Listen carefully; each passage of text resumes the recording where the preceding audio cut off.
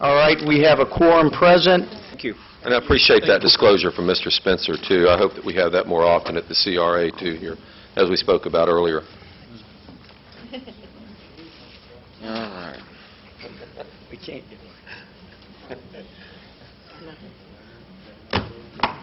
Mr. Reynolds, you're on. Sorry, I had to.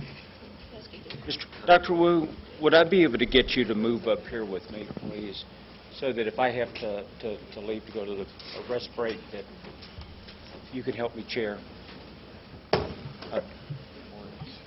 Thank you, Mr. President. At this time, we'd like to take a look at item number, formerly known as item number 11, restoring downtown Pensacola's historic street grid, reconnecting East Government Street, West Florida Regional Planning Council, presentation by Regional Planner 2, Alan Gray, AICP. Alan, it's all yours.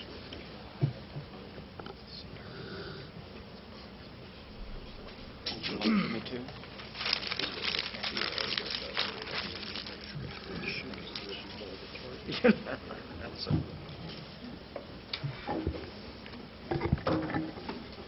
How are you, sir?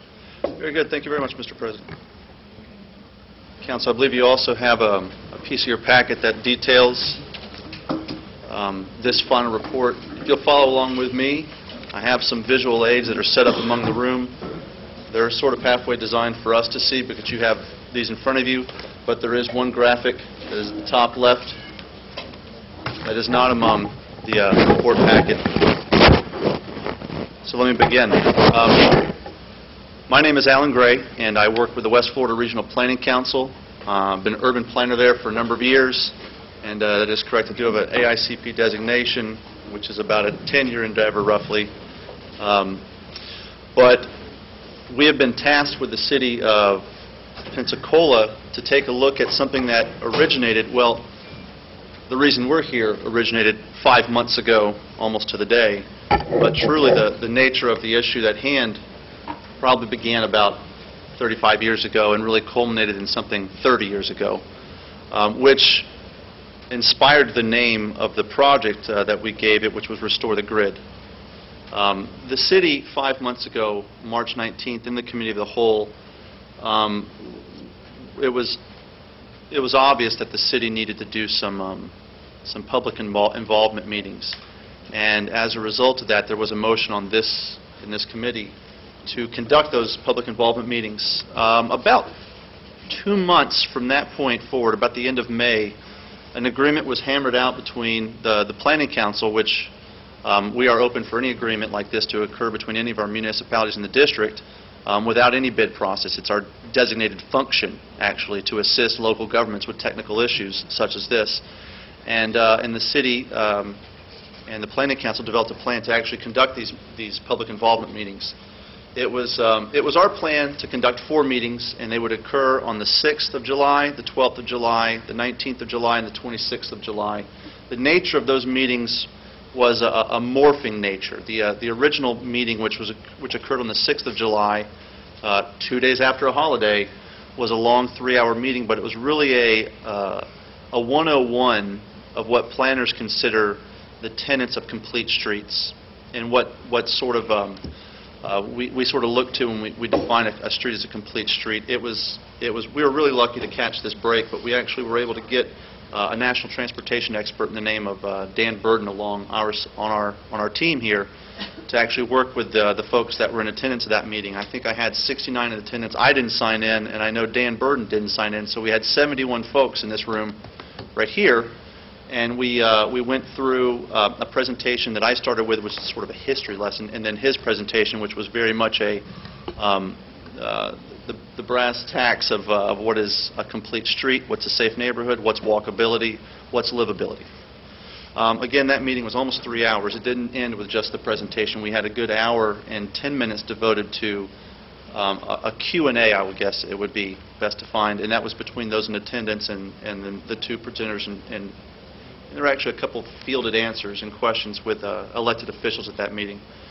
But one thing that was notable in my report here, the final report, was a few of those bullet points that you'll find on page 3, and those basically were Dan's graph and gist from what he saw with the city of Pensacola. These are the things that he said ought to happen if you are going to have a complete street facility here. I'll let you read those, but essentially they were to drop those speeds. It was shrink that road, get it to 11 feet wide, put some bicycle facilities out there, and let's get the street to meet ADA standards when it comes to sidewalks and accessibility for those that are having what's the term? They require the ADA to get around. And at this point, I want to just let you guys know there's a fantastic set of resources for you out there. You don't have to just stop at the presentation today. Anyone can Google the term complete streets. And in fact, there's a couple other good resources out there. I think one that's brought to my attention recently was an 8 to 80.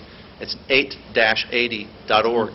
Right. And what that means is you develop a community that's safe for an 80-year-old individual or an 8-year-old individual to work inside in that community, and you've got yourself a successful community. And that just means that we've got safety and we've got accessibility in mind when we look at a new facility or when we look at a facility we want to improve.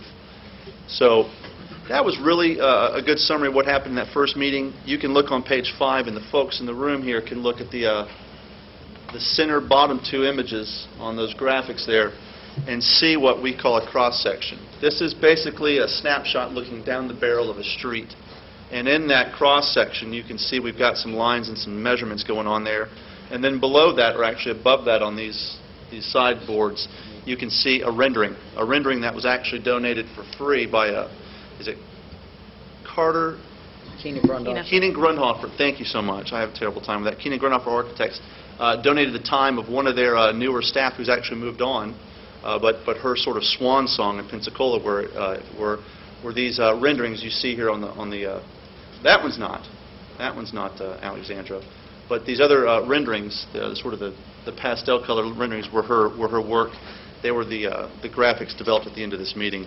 But you can see on page 5 a cross-section looking down the street, and we just show that the facility has some room to shrink. And when you shrink it, what are you going to get when you do? And so we looked at larger sidewalks, additional green space. It was discussed earlier about using a bicycle lane, which has got to be about 5 feet.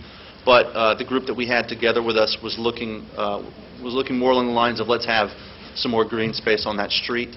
And so the thoughts were some nice ADA sidewalks, 6 foot on each side, 2 feet of green space, about 8 feet of parking structures, and then you've got your automobile facility in the center. All that would fit within the facility we have on East Government Street. We're going to move forward to the next meeting, which was only about 50 people came to this meeting, but it was on the 12th. This was the first chance that we had our meeting groups to go into these things that we named task forces. The task forces covered 3 major topics. The 3 major topics were the automobile access, and that means automobile access to the district, livability and walkability, and then we had a third group called design. And they sort of handled the issues brought up in either one. They were sort of your jack-of-all-trade group. And in fact, the design group was who came up with these final designs based on the inputs gathered at the livability, walkability, automobile access groups. You can see some of the outputs of that. There's one graphic here that I thought was pretty interesting. The groups came up with an idea of raised intersections. Anyone seen a raised crosswalk? It's where your car will roll over a crosswalk and come back down it. The thought was that a whole raised intersection, paved to look like paving or whatever that would be, up to an engineer. But the idea would be that an automobile would treat that intersection with much greater respect and would actually slow down and traverse that at a much slower pace, giving the pedestrian or anyone on a bicycle or someone pushing a stroller or in a wheelchair a much better chance of traversing that street, getting across it. So the idea there was developed early on in those meetings. There's another cross-sectional diagram. It's on the top of this. But again, you can see as a group they've decided not to use a bicycle lane facility, so this is kind of an outmoded graphic, but it was a graphic that was developed earlier on in the process. I thought it worthwhile because it gives you a better rendition than this actual image, So I've included it. Then we get to the 19th of July. We only had about 40 folks there. At this meeting, we started to hone in and distill the ideas that were among the different groups. And by that I mean, at the end of the meeting, we sort of got together, we heard all the presentations of the special topic groups, and developed sort of a, I don't know what you call it, a list of priorities or common opinions. At that meeting, the common opinions are listed on page 13.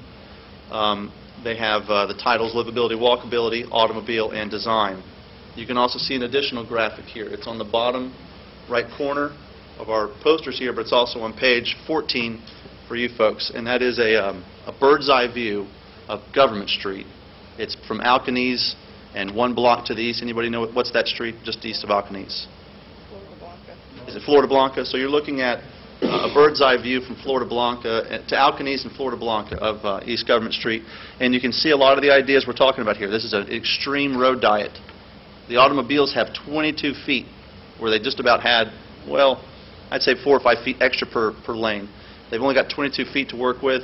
You can see they're called bulb outs, but they're effectively where the curb comes way out into the street and it harbors a parking spot. Or it enables the crosswalk to be a much shorter distance across the street by bulbing out towards the intersection. But you can see a lot of those facilities described there. Let me move to the last meeting we had, which was on the 26th of July. And in this meeting, we had about 48 folks show up. We had a revised, we had an agenda we had to revise. We were planning to get our expert, the national expert, Dan Burden, back among us. But I guess P.C. will feel him on this one. He couldn't get his Skype system to work on his computer from where he was. So we had to drop that from the agenda. So we thought we would have about 10 minutes where Dan Burden could actually present and then stay along with us throughout the meeting. We didn't have any access to that at all. So what we did was we took a look at the findings from the last meeting, which was on the 19th. And we basically went through that list. And I think we developed probably within about 10 minutes a system whereby we would use hand votes of the group in attendance and find out what we thought was a good piece to go on and present to you folks here at Committee of the Whole, and what was something they wanted to change before we, had our last sort of say. And I will say that there was a lot of stuff that did change this last meeting, and I think the graphic that I provided on the last page, it is not up here, but on the graphic that you have on page 17, you basically see the essence of what happened was we did a lot of work on developing some scenarios. And essentially, we cut those scenarios down to there doesn't need to be any access to this district for the automobile. Any additional, I'm sorry, the term additional was used. And that includes, and I'm going to try to use the pointer, but it's not going to work, that includes Florida Blanca, that includes a pedestrian access point at Zaragoza. You're okay. And that includes also the intersection at 9th Bayfront and East Government. So all those ideas were removed from the table. But let me do some service to the groups that met before that day and just say that there was an interesting idea, and you can see it presented on this top right-hand corner image. It's also in your packet.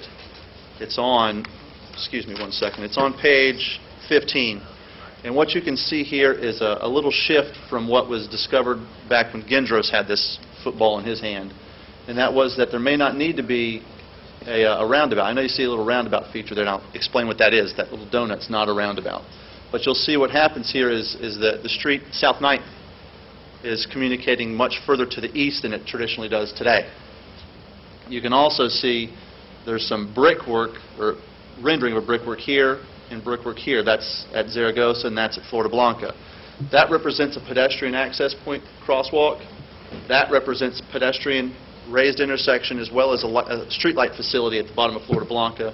And then if you can see it, it's not terribly clear here, but you can see East Government actually functioning with a dog leg, I guess is the term, onto Bayfront Parkway. And the reason that the group that was there, the 19th, felt that was possible was because of the geometry change with South 9th Avenue. By taking South 9th Avenue and pushing it 200 feet to the east, they felt that it was safe to actually communicate East Government with Bayfront Parkway, not 9th Avenue, but with Bayfront Parkway, and then another communication for pedestrians only at Zaragoza, pedestrians and automobiles at Florida Blanca. Let me tell you kind of why that was an interesting idea. The interesting idea about it was what it did to Bayfront Parkway.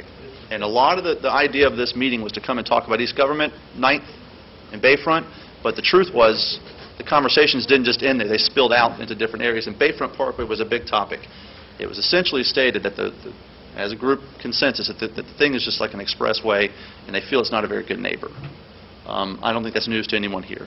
But some of the ideas that could make this road communicate a little bit better with its neighborhood adjacent will be to actually calm the traffic there. So we talk about traffic calming, and that was an idea to actually traffic calm Bayfront Parkway. You do this with adding, interest points such as trees. You bring those closer to the edge of the street, and you add points where other roads communicate with it. And that's what we show here is I guess you want to say the word ultimate, but this is a demonstration of ultimate communication. This is not a highly popular rendition, according to this group. I will let you know that this right here, this top right, was not highly favored in the 19th, wasn't highly favored at all on the 26th, but was one design group had a couple members that thought this might be a solution, so we rendered it. But let me also tell you about another facility here. That thing that looks like a donut at the top on your page is actually what you see rendered here at the bottom center right, and that was a pedestrian gateway. This pedestrian gateway was really something that came to fruition at these meetings, so it was a bunch of people putting their heads together. I think we have several of them in the room, came together and said, we should make a sort of a grand entryway for bike and pedestrian. So that's the facility you see there in that extra space you kind of buy when you move 9th Street over into the Admiral Mason Parks area. Is you sort of buy some space there, you can do with whatever you want with it, and you see rendered here the pedestrian gateway. So it's a pretty interesting idea to actually have one gateway for the pedestrians and bicycle uses to go into that park and come from the park in and enjoy the district, but it didn't have to happen with the additional access on East Government. You didn't have to have East Government touching Bayfront to have that thing work and make some sense. But I wanted to render it with both on that one, just to show you guys what it was, and let that be that. But you can see a very detailed, and this is also another piece that was, we didn't pay for that. The people that showed up figured out a way to have that done for us, and it's a really nice looking facility. So what we're basically showing you is at the end of this thing, I think we have really three clear possibilities, options, scenarios, schemes that the city could go forward with. And let me sort of enunciate what those are separately. I'm not putting weight on any one of them. I'm just letting you know what they are. I think the first option that you guys have on your plate is to do nothing. And that's something that planners always like to give the elected officials as an option. Do absolutely nothing. We've gone through this process. We've heard the public input, and we consider it, but we actually do nothing. The second opportunity that you have is to, let me try to read this out, is to provide connectivity to the district, to make some pedestrian improvements to the street, but do not restore a connection of East Government Street to 9th Avenue or Bayfront Parkway. We always talk about 9th Avenue, but as you can see, the scenarios here really talk about a communication with Bayfront Parkway, not 9th Avenue. You can see the geometry there is very difficult. It's a matter of angles and other such things that roundabouts don't really serve three facilities at varying angles. They typically serve two crossroads. They don't typically serve these weird angles, typically. But scenario two, let me rephrase it, is to communicate no automobile accessibility between Government Street, 9th Avenue, or Bayfront Parkway. But it could include the creation of a pedestrian gateway in the middle of the terminus of East Government Street. And that had a lot of strong support with the folks that were at the meetings. That was clearly the last two meetings was when it was the sort of the seeds for this really came, and we had some renderings that we could take a look at. But those really had a lot of following with the group that was there. And let me tell you about a third option, which is ultimate connectivity.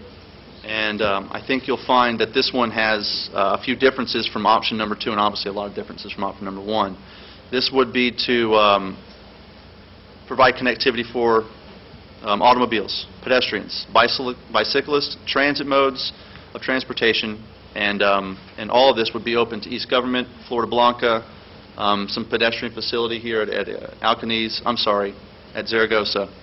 But it would require quite a few things to happen on those streets. As a recommendation of those groups earlier was that they absolutely said if you guys plan or would like to open up the communication of an automobile to East Government, they asked that you make some of the improvements that we had talked about in here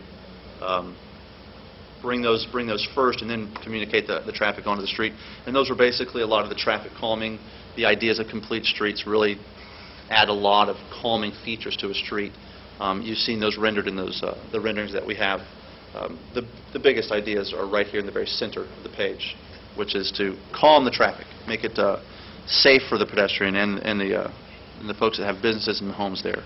So if you could take a look at that last page, you'll see all those bullet points that basically talk about what you'd have to do if you were to take option 3. Those bullet points really take most of what Dan Burden was saying. Actually, they take a heck of a lot of stuff, what Regan was saying, and bring them in. And those aren't cheap things.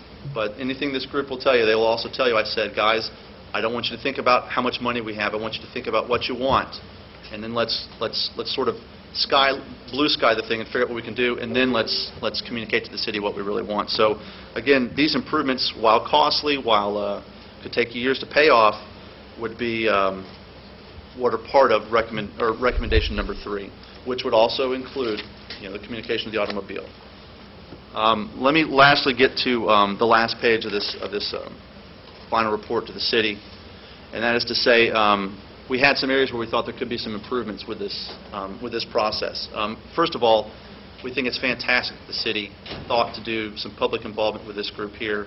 As just a planner, I'm saying that to you. I think the city residents in the area felt good about having a platform to be heard, and then knowing that we're going to come in front of the city, which we're still going to do here, I think, in a moment, and letting you guys know what they feel. So we thought there would be one more thing that you probably could do that would be advisable. Let me go and put you back at the very front of the project on page, I'm sorry to do this, on page 2. And there's a graphic there that details what I think is a pretty good relevant geography for doing a survey.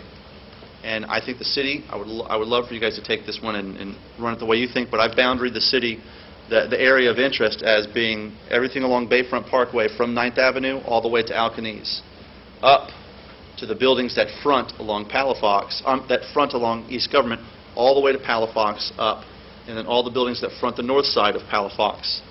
Then I think at Alcanese you go north all the way to Romana, and you cut over one block. At the beginning of Aragon, you include the neighborhood of Aragon.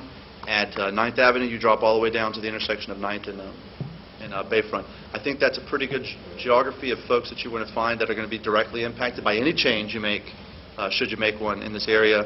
But I'm absolutely open to anything the city wants to do as far as expanding that. This is about 450 to 480 addresses, businesses and residents, renters and owners. And what I think would be advisable, I've included in your packet, is a particular survey. I believe it's 9 questions, and it offers an area for you to comment as an individual. And it gives you an area where to comment, what are the 3 most important improvements for the city that you would make for your neighborhood?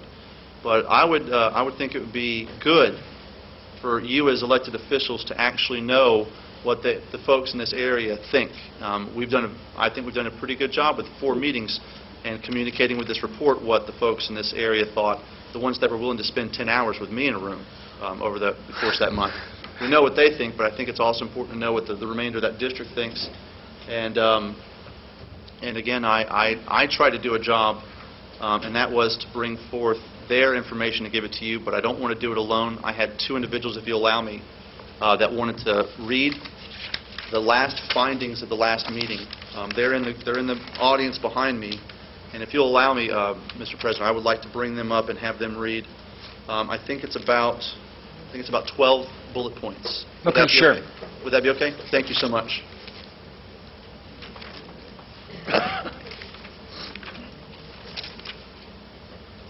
Ed and you can read it first. Sit here. Okay.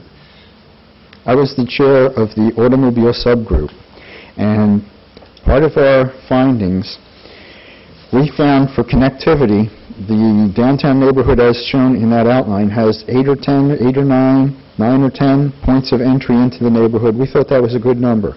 Additional entry was not needed. We like mini circles. We thought, what street do we like? We like Romana.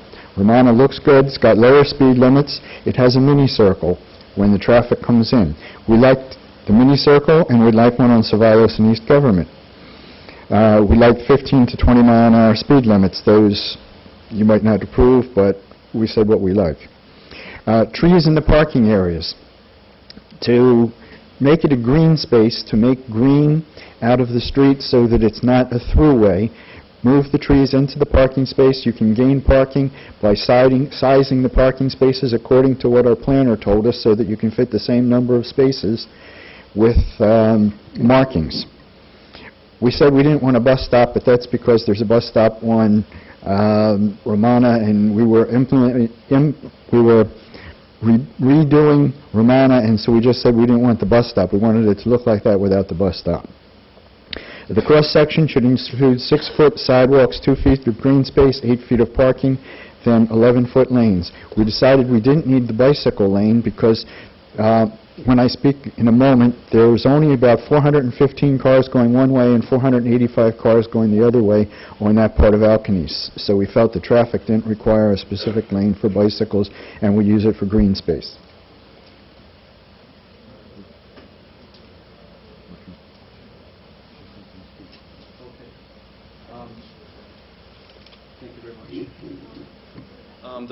There was another presenter that's not. Would it be Ms. Regan? Oh, good. No, not good.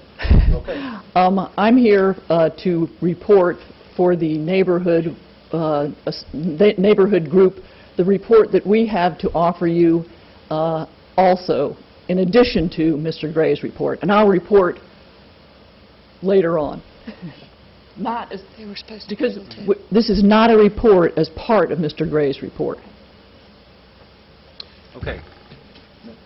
May I speak one more? I'll be back again. I'll raise my hand and ask for your recognition to speak again in that regard. Okay. All right. Thank you, sir. I'd just like to get a show of hands out here. How many people are in the audience for this issue tonight? Whether you're for or against it? Whether you're for or against it. Whether you're for or against it, right? Well, that... Okay. Now, how many here are against opening Government Street in tonight?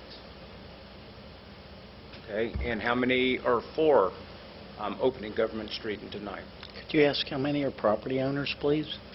Ask how many are property owners. Yeah. Okay. Yeah, how many are property owners then? Okay. Okay.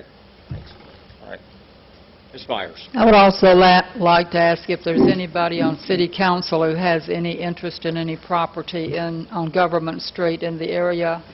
I don't own. I rent an office on Government Street. Okay, and where is your office? Just to the west of Alcanese and Government Street. So is it in the area we're discussing tonight? For the survey part, I mean, it's mostly to the east of Alcanese. Does anyone else on council have any interest in any property on Government Street? I've been paying property taxes on some East Government Street property for about 20 years. Okay. Thank you. Okay. In the 200 block. But is that an issue? Well, I think that if anyone on City Council has an interest in East Government Street, any interest at all, whether they, especially if they own property or have an interest, then it should be disclosed. I mean, we've been disclosing everything else tonight appropriately, so I wanted to bring it up because somebody else brought it up. So you wanted it as far as disclosure, but not to disqualify somebody from voting? Correct. Okay, okay. Mr. Johnson. Yeah, I appreciate that disclosure. Hopefully we'll have that from on the CRA issue when someone represents a business there and also represents them privately in their private practice when they're a part-time contract employee here. Moving away from that, we talked about 450 to 480. Was that businesses and residents that you have recognized in this particular area? Yeah, I asked your PIO, Derek Cosson, to produce a list for me of the addresses within the geography I've described here to the City Council, and he just gave me an Excel sheet. The bottom of the Excel sheet stops at it's in the 450, 60, something like that, almost to 480, but it does not distinguish between an address that is a business or an address that is a resident. It is a similar thing at all cases. It's just an address. That's what I just wanted to make sure that I understand. So it's a business or an address. And if there's a survey sent out, I thought you said that you would recommend to us sending a survey out? I do. Okay. So one address would get one survey that would be filled out by all persons? How would that work? Walk me through that, Mr. Gray. Would someone allow me an additional agenda piece? Because the survey actually has some specific questions that would be of very high interest to someone who's in the planning. So, but one address would have all persons? Once, put it back in their mailbox, and at no charge, it goes back to the city. That tabulation is done, and then a report could be provided based on that information collected from the survey itself. But the survey does ask questions like, from this address, how many trips are originated or to and from this address every day? Things like that are asked. So there's in generic, the questions were asked to be generic and specific to a household or a business equally. The survey actually, the whole survey is in your packet there tonight. Okay. You should be able to see that maybe 2 or 3 pages after. Right. I haven't had a chance. A flashy kind of flyer. That was my come to the meeting flyer. Page And after that, there should be a survey written in landscape. Okay. Is that available there, sir? Yeah, she says it is, so it probably is. She's Okay. a lot more computer literate than I am. The survey was designed for one address receives it and one address submits it. It was the design of it. Okay, thank you. I might have questions later. Thank you, Mr. President. Mr. Gray? Okay. Anybody else on council? I did have a question Yes. just on that, and I have comments later. On this survey, and I'm trying to pull up a map, and it came up very small, but that you have the historic district, and then you have the downtown business district, which are two completely different Okay, yeah. districts. There's different parking plans. There's free parking over by Seville Square. It's more of a neighborhood setting, and then going towards Palafox is more business. So is there a reason that, other than just being on Government Street, that you're combining those considerations? Because I think that's two completely separate conversations about what the needs of that part of the community are. Yeah, thank you for the question. If I may answer. Sure. I based the district that I was going to include for the flyer that was at the back of your packet here tonight on who I thought was most impacted, and I included individuals and businesses that I felt most impacted all along East Government Street, and I just sort of cut it off at Palafox. I felt Palafox has got enough distance and it's able to freely communicate with other facilities where I just drew the line. That's probably a pretty good boundary. This is, again, outside the specific CRA district, which is the historic downtown. I felt that extension you see there to the west was important. I also extended it to the north through Aragon, and the reason I did that is because of the concept of adjacent facilities. The adjacent facility of Romana Street picks up a lot of what East Government does not provide. It no longer provides it as it did in 1979. So that was why I picked up Romana Street. So I just said, you know what? Both sides of Romana Street, why not? And I picked up Aragon completely as a neighborhood. I stopped that at Florida Blanca, and then I stopped the south side at Alcanese when I was talking about surveying that group. So this is the group I chose to survey, but I would absolutely enjoy and would love for city to make some recommendations as to where this particular survey would be delivered to. Again, I recommend the city pick up the dime on putting together a mail-out and then also do the staff time of analyzing. We've kind of fulfilled all needs of our contract at this point. So I would recommend the city, if you folks would, please recommend a geography. Again, I put my considerable attention on this one for a while. I fought over it, and I felt this was the way to go. If you folks feel that it needs to be smaller, tighter, larger, please let me know, and please decide. Because this was when it was in my hands, this is what I thought was a relative geography. And then the only other question is that if we did do a survey like this, and this is something for all of us to consider, I guess, is what weight that is given. If there's traffic studies that are absolutely definitive, these are the amount of cars on certain roadways that exist right now. I wasn't involved in the in-depth conversations. I've been in touch with many people, both for and against, and my concern is that there is a neighborhood that absolutely does not want this. There are some businesses that would like to have this, but it's not a must-have. They're already thriving businesses, so the people that want to get to them know how to get to them. And I'll have more comments on that later. I look forward to hearing from the property owners in the historic district. But if we have this survey from everyone in whatever boundaries we set, and then we have definitive traffic studies that that show something completely different.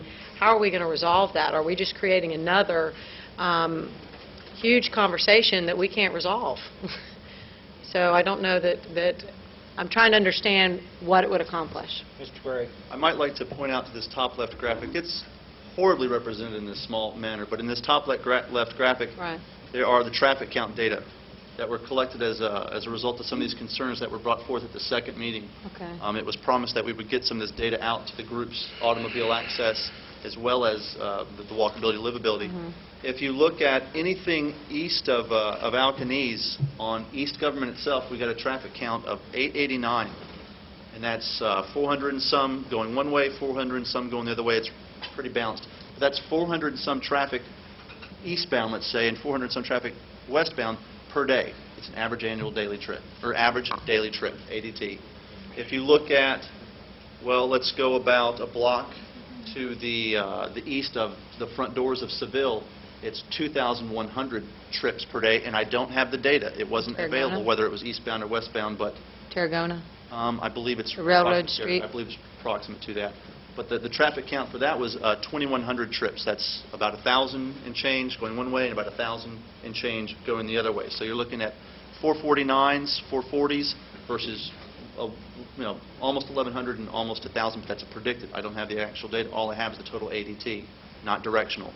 We also chose to find out some information on Romana Street between Cevallos and 9th Street, and we found out that that trip was about 1745 trips, and there was about half going one way, 8 something going one way, and 800 something going the other way. So it was darn near double the traffic that you were counting that we were actually getting on East Government to the east of Alcanese. So what we're looking at was, I wanted to study that for that reason. Remember I told you the paired adjacent facility, the parallel facility. So on the parallel facility, we studied and found out that there was just under 2,000 trips both directions. If you go further down Government Street, you find out there's a little over 2,000 trips, and if you actually measure within this district, it's a few under 1,000. So it's right at half the amount of traffic that you'll find on East Government Street. So that data has been collected. We have made it a part of this study, and it is reflected on this graphic here in the top left. So we have those numbers we do in have this those report? numbers. The city was kind enough to put together quickly, under quick turnaround, some data for us to use and present to the city, to the groups that were available. So it was handy to have that. And let me take an opportunity to pat your folks on the back you have working for you. The people you have here working for the city of Pensacola are fantastic, able to be called upon, and will work with you at any chance they have. So I want to applaud their effort and their help too. And it was with their help that we were able to get that information so quickly before a week and a half. So that's the traffic data. That could accompany, again, survey data. Thank you. Okay. Thank you, Mr. I've been Pratt. trying to keep up with the order that people had asked. It'd go Dr. Pratt, Mr. Spencer, then Ms. Myers. Thank you, Mr. President. I would like a little more clarification, and I might have missed this in the discussion, but what question are we trying to answer with this survey? We had a lot of community involvement. Are you trying to refine between the 3 proposals, or is this just another way of getting more information? I was just trying to equip you as a lawmaker, essentially, with as much information as possible. I feel that we know who cares about this street a lot. We know who they are, and they're behind me here, all right? These folks, like I said, again, spent 10 hours with me, and that is because they stayed after. In fact, they had one meeting they didn't have to go to. They all volunteered, every one of them volunteered to come and meet next week. It was the 19th. I think it was the 19th. It was an optional placeholder meeting. Every one of the groups opted to come in and meet and converse about this and work towards some information for you folks. So I think you know who is absolutely, you're going to find people that don't like something, and the people who just don't have a whole lot of opinion on it. And I think when you get a cross-section of this whole district, and even if the district exceeds the CRA district boundaries and sort of might go along with a little bit more of my recommendation of the boundaries, I think you'll find a little bit more variety in your answer, which may equip you to do one thing more or you to do another thing more. And that's again, not up to me. My job was to inform you guys and to give you guys as much information to make a decision as possible. That's where I was going with that. And I thank you for all of your time on this, and I think we have a lot of information, and I guess my feeling is the question's been asked and answered. You know, if there were a compelling reason to open government to 9th or to Bayfront, I could be convinced, but no one has made a solid case to me, and I don't think to the rest of the public.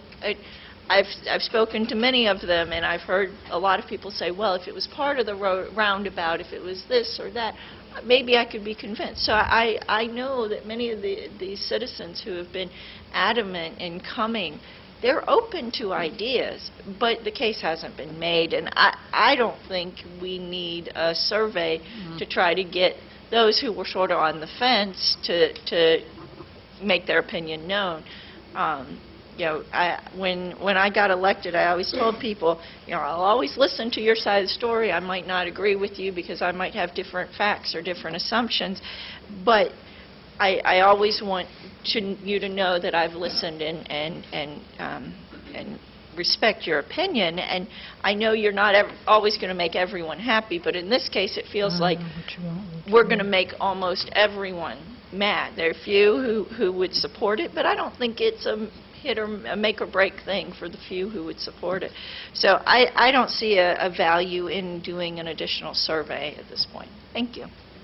You said something about compelling reason. I'd say go back to the Gendro study. That was one of the central things. Well, and I guess, and we can debate this real fast, I think that the Gendro study, the primary thing they wanted to do was calm Bayfront, and the proposals great. You know, it'd be great if we could afford all of these raised crosswalks, openings, and things like that. But the amount of money that we have available that was proposed previously wasn't going to impact Bayfront. And I think the restoring the grid was an effort in some ways to calm the traffic on Bayfront. And I just haven't been convinced that the little bit of money that we have available would make that big of a difference there. And I think that there are other neighborhoods in this city. Ms. McKnight was here earlier, and my relationship with her stemmed from her interest in calming traffic on Langley, and there are small changes that could be made there with this amount of money that could make a difference.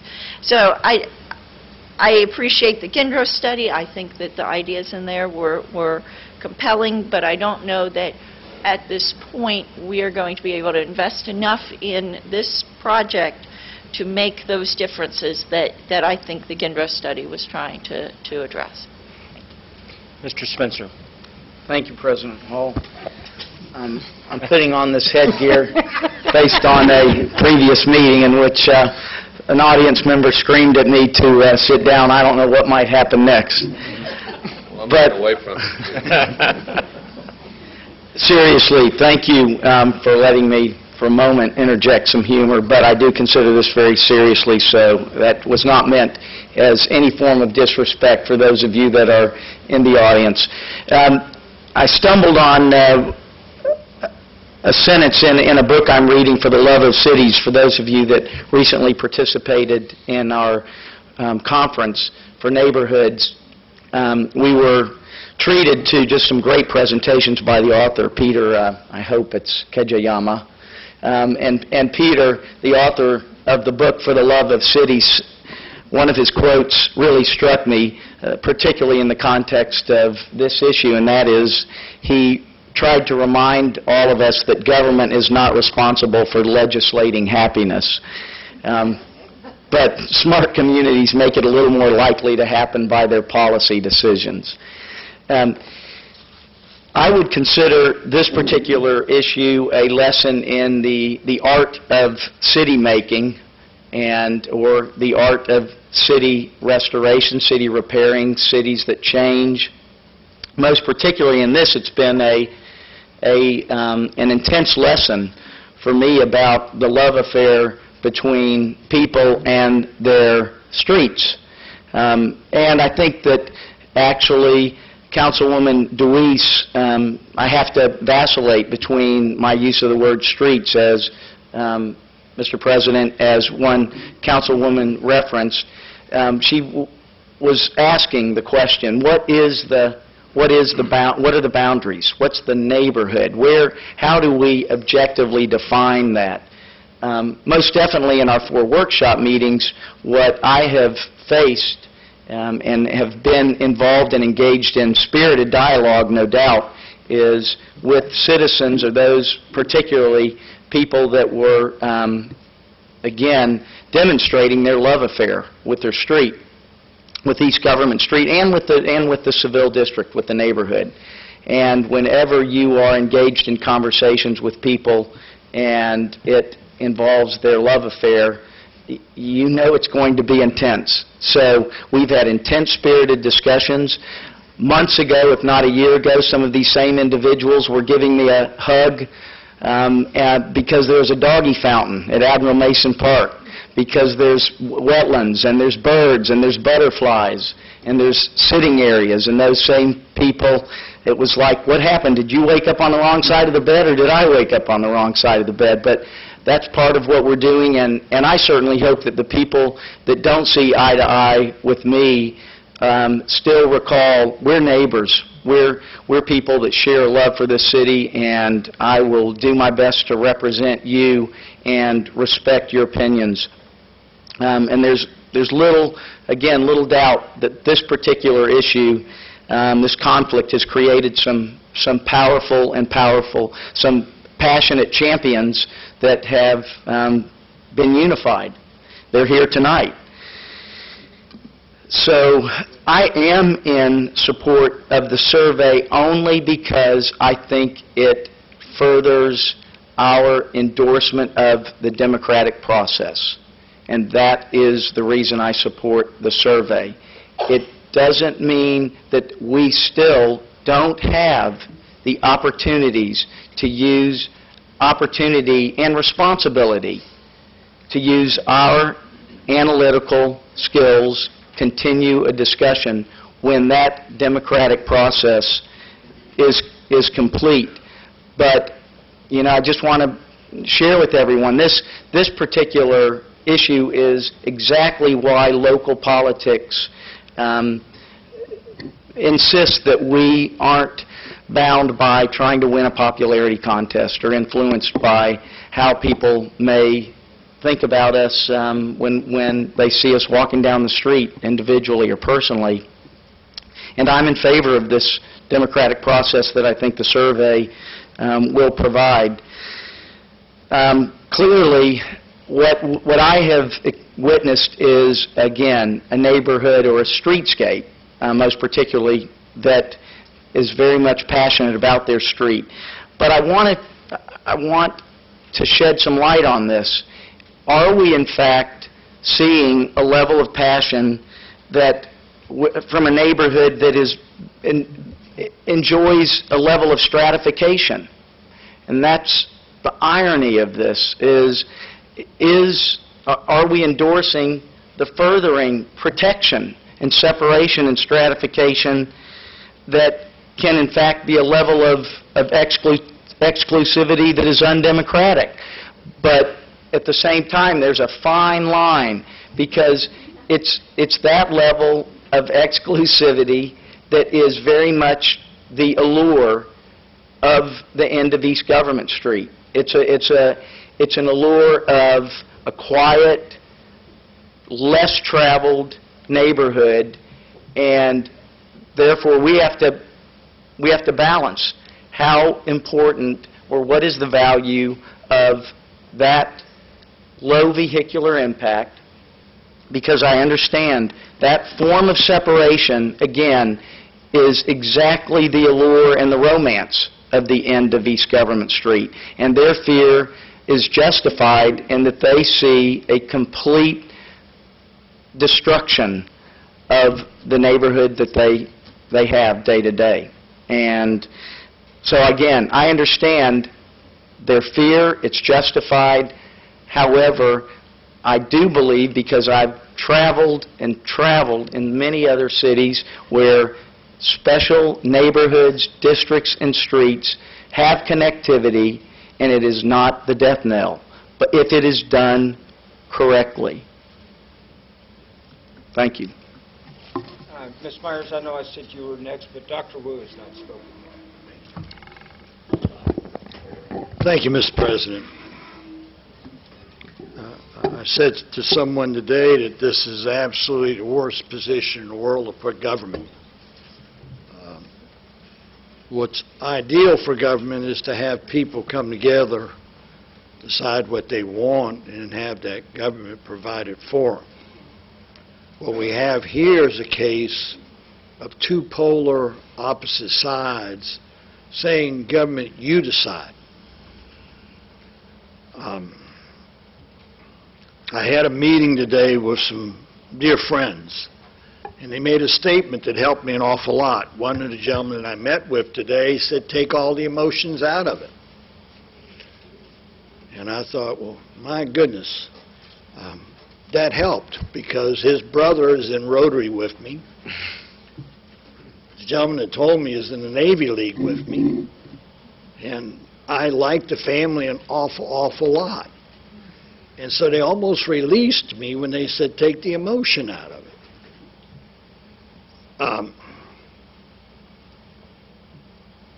I think it boils down to, is government here to help people, or is government here to act as a parent to tell you, we know better, we know what you should do, we're going to tell you when to take your medication and how, because you're not smart enough to decide that on your own.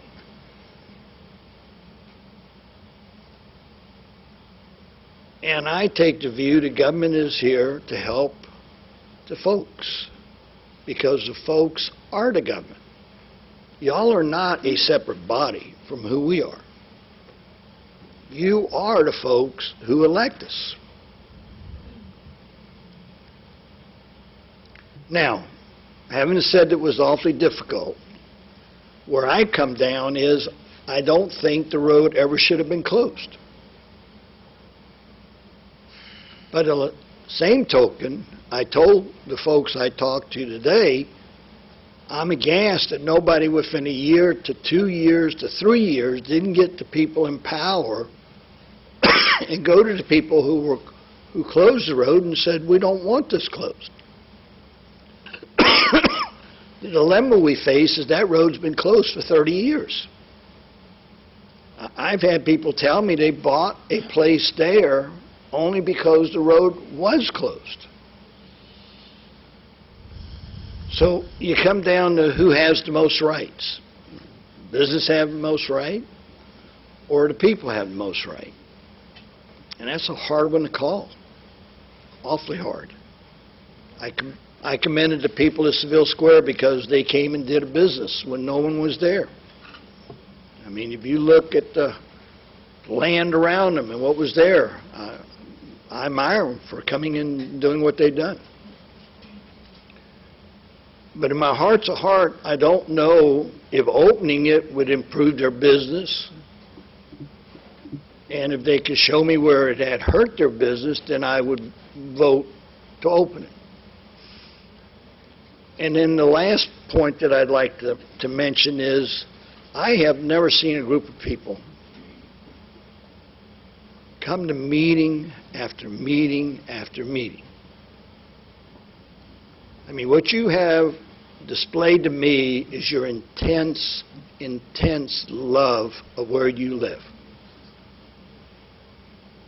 Really. I mean, there are groups that come here, and they'll sit here for one meeting, and we'll never see them again. But every single time we've discussed this issue, y'all have been here.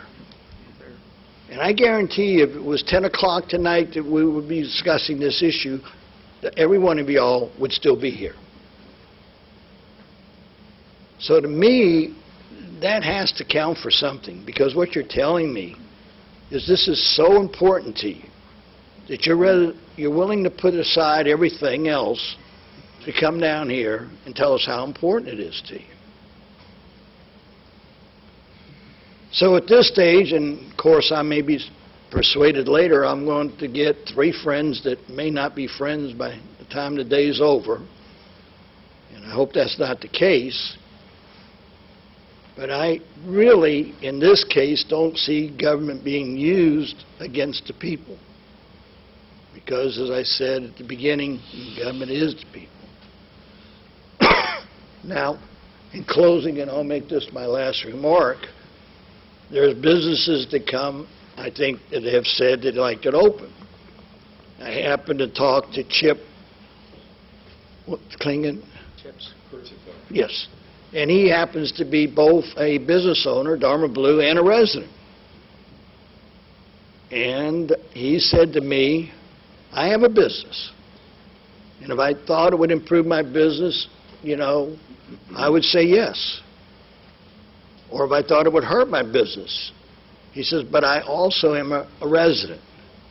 And I bought there because it was closed. And after 30 years, not to say that history doesn't have anything to do with it, but coupled with the passion that I see out in front of it, I cannot, in good conscience, vote to open it at this stage. Thank you, Mr. President. Ms. Myers.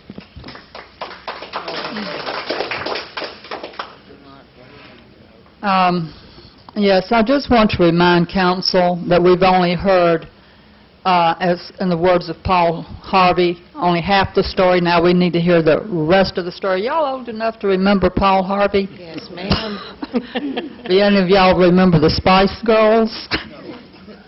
Y'all don't remember that song, You Know What I Want, What I Really, Really Want? Well, I think that's what Mr. Gray's singing there in his head. It reminds me of the Spice Girls. I know what you want, what you really, really want. You want a survey? I'll sing along with you. Let's go. Well, I just get the impression that Mr.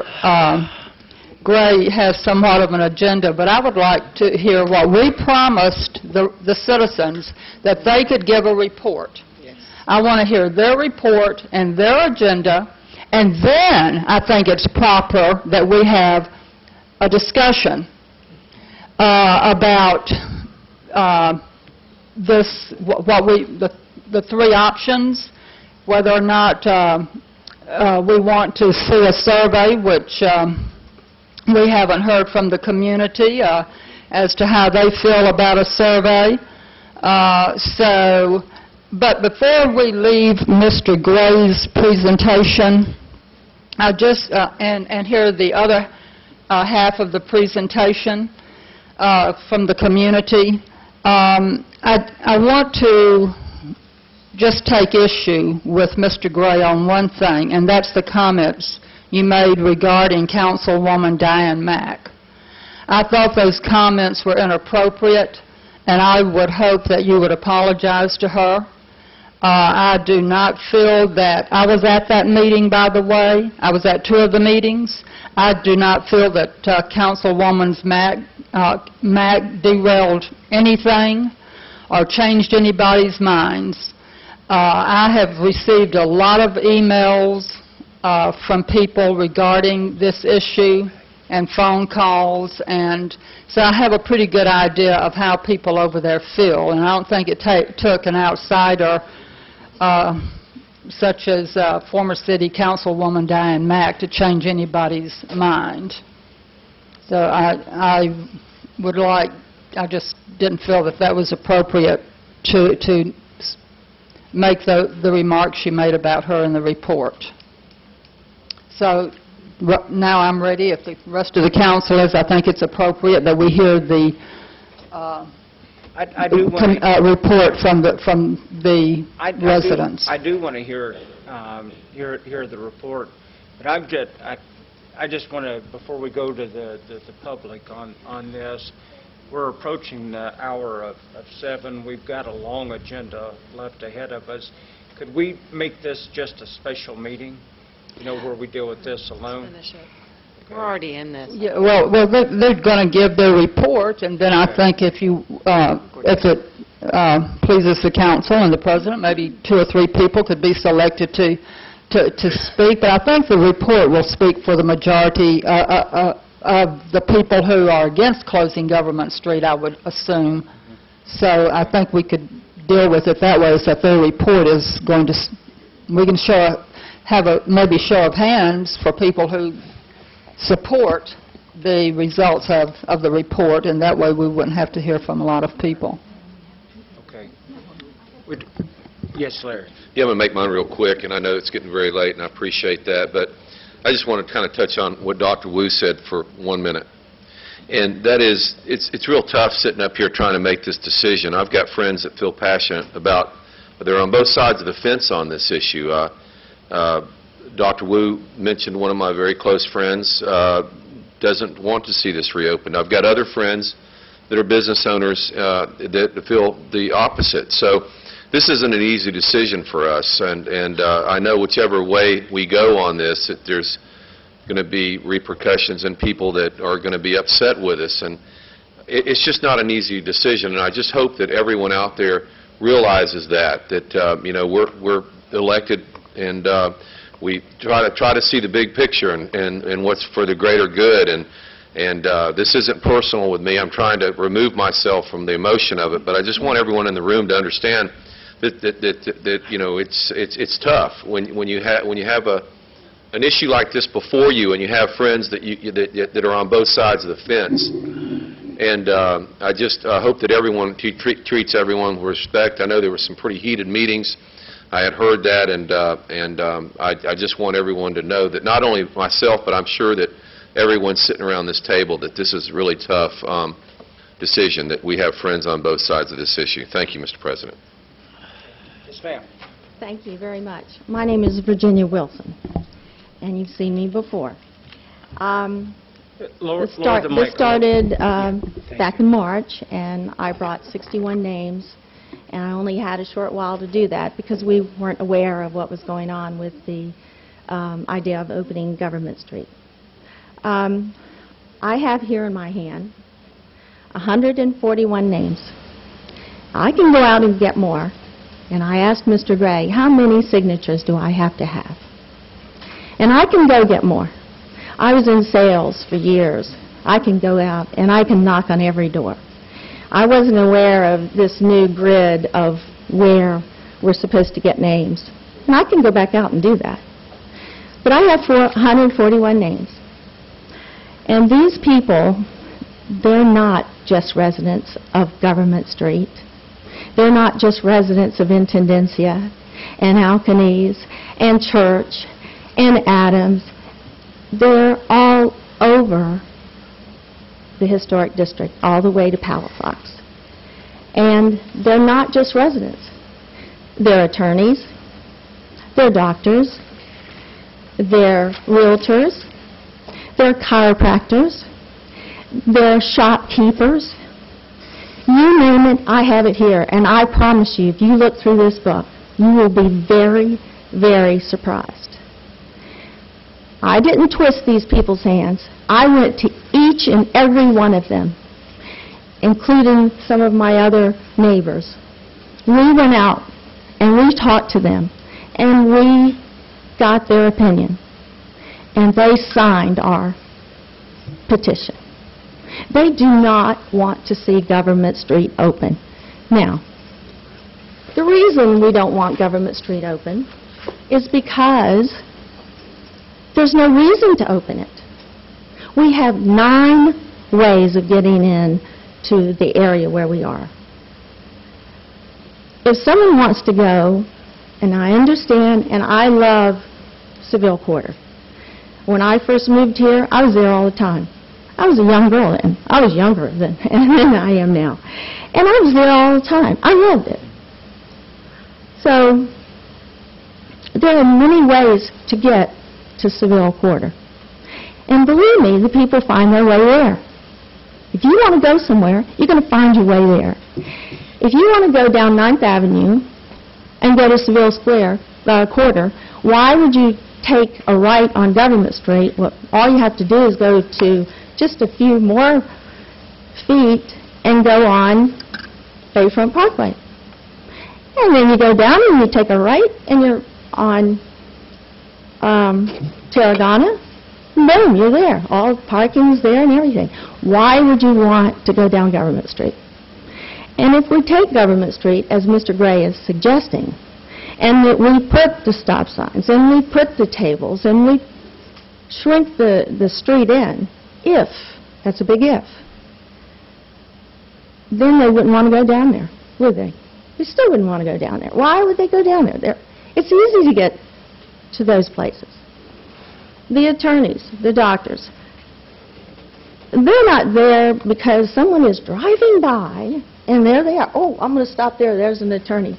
No, people are going there because they know that there's an attorney there they want to see for a specific reason. So that's why. So these people know that. If you want to table this again, you want to say, okay, let's all come back another time, you're trying to wear us down. You're not going to wear us down. You do a survey. This survey, I don't know if you know about surveys, but the percentage of return on surveys is very low. Very low. And the majority of the people that are going to fill this out is us, because we don't want the street open. Now, we've given you a really nice alternative. And I think it would beautify our area. And not only just there, but I'm suggesting that we do a nice entry at Alkanese on both ends, and we let people know where is the historic district. That's what we're talking about. We're not talking about Government Street, where I live. We're talking about the historic district. And Government Street is the heart of it. Not because it's Government Street. It's because it's right smack in the middle of it. Let's take a knife and let's stab the historic district right there in the heart. And let's watch it just fall apart again. Because years ago, when I moved here from Lakeland, Florida, Lakeland is a beautiful town. It is pristine. There's flowers everywhere. Christmas, everything's decorated. It's beautiful. I moved here, and I said, yuck, what am I doing here? This is awful. Because it was. And it's so much better than it was. Your bay was terrible. I was used to clean, fresh water. It was so bad, porpoise wouldn't go in there. Smarter than that. And you finally clean that up. But let's not destroy something that you've worked hard to build. And that's what it's going to do. And I'm not a genius. And I'm not a planner. But I think I can see that. And all these people that have signed this, they see that. I have nothing against any of you. What I'm against is the idea of what has been presented. And that's all I have to say. Okay, thank you. I'd ma'am. like to present this to you, please. Sure. Would you give it to the clerk, please? Thank you. Okay, Mr. Mitchell? Yes. Mr. President, I'm not sure that she was giving the report. I'm sorry. There are two other people that want to give a report. There were and three. Ms. Regan's going to get her Well, there were three people who were giving different sections of the report. Right. And this is just the first one. Liability, walkability, and the other is traffic. Yes, I'm sorry. There are Okay. two people. I'm going to try to keep this balanced. If the gentleman from Seville would like to speak for a moment, but we'll let the report get all the way Well, out. it'll be just chopped up, is what Well, it will be, but you know what, Ms. Myers, I don't know who the three are, okay? Okay. So,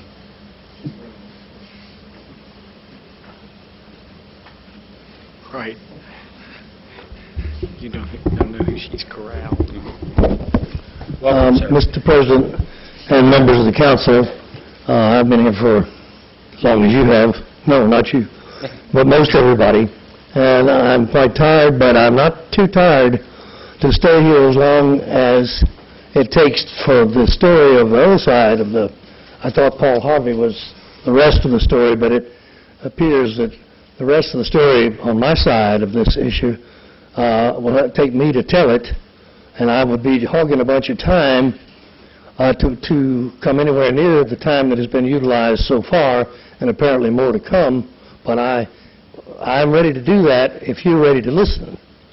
But I don't think it's very fair. I had in mind that this meeting would adjourn probably after the rendition of the report, maybe a brief discussion, and be the subject of a special committee of the whole meeting in the future, when we could get we could organize our presentations, 30 minutes to the side, an hour and a half total maybe, and get this out. When I hear statements made, such as Dr. Pratt's, and she doesn't see that people are hurt or that they're that serious, I'm prepared to show her the seriousness of it. When I hear things like nobody is there's no real push to get this done, I'm prepared to go into an extensive history of it, a lot of very, very strong showings that have gone on before about it needing to be done a lot. It's right here in Mr. Gindros's report, which, you know, it's going to take a while. The report is funded by UWF. I haven't heard from UWF. They own 17 or 27, I've forgotten which it is, parcels of property in this district.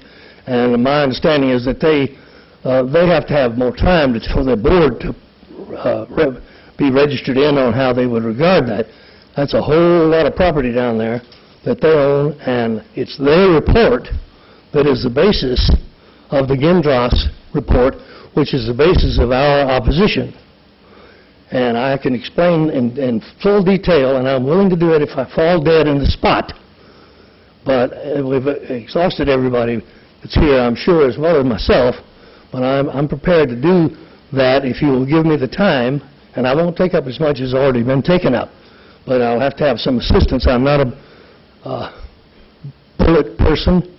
I can never read what's on. I've been in this room. I could never read what was put up there. It's not very clear, and those are nice drawings, but I don't have anything that could flash up a bigger one on the screen, but I have the documents here to back up everything I say, and I'm willing to do it the old-fashioned way if needs be, but it looks like it needs be. So if you will give me the time, I will give you the best defense I can of what I think are the facts that motivated this in the first place and where it stands today. Now, if you'd rather adjourn and we'll let both sides finish at a later time, I'll be glad to do that, but I'm prepared to go on until I drop, if need be. Apparently, the committee wants to come to some resolution tonight, and well, I would have liked to have done it, you know, in a meeting of its own, but... yeah, well, a lot of time has been devoted to it, obviously, and I can't take that away, but I kept saying, well, maybe somebody will say, let's do the survey. I'm not really impressed by the need for a survey. There's been hearings. But I do think if you get with the history that you've already shared with me, well, I found it very interesting. A lot of you do know already, but I'm going to do it if you let me do it. Sure. Because I think it's important. Buck, bring me that thing up here. I want to see those. Yeah. This is my son, Buck.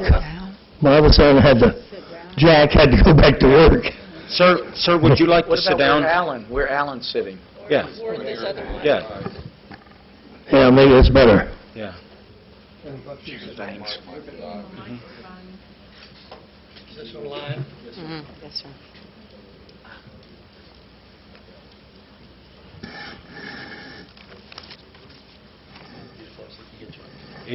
And you'll need to pull it right up to your mouth there. Don't have to? Yeah. Can you hear me? Yeah. I can hear you fine. Thank you. Can you hear me now? Yes.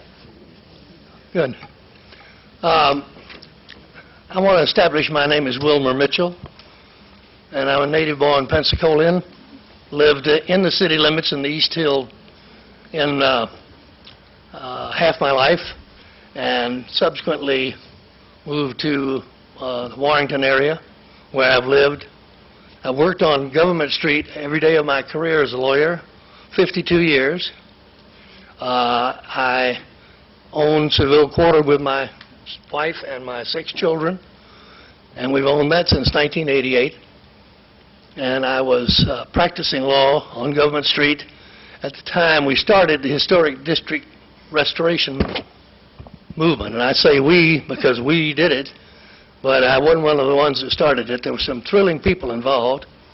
Mary Turner Rule is the one who sticks in my mind the most, a Pensacola native who came back home and energized the whole community, young people, old people, everywhere. She fought over Lee Square. She fought over the fountain being removed from the Plaza Ferdinand, and she lost both of those battles, but in essence she won them. They put the fountain back years later. They stored it and brought it back. And she shamed all of us because Pensacola's history wasn't being appreciated. There was no historic restoration movement, preservation movement, no nothing. But her fight over those issues, which she apparently lost, she turned into a real surging victory by her efforts in the historic district. It wasn't any district there, but that's what became the historic district.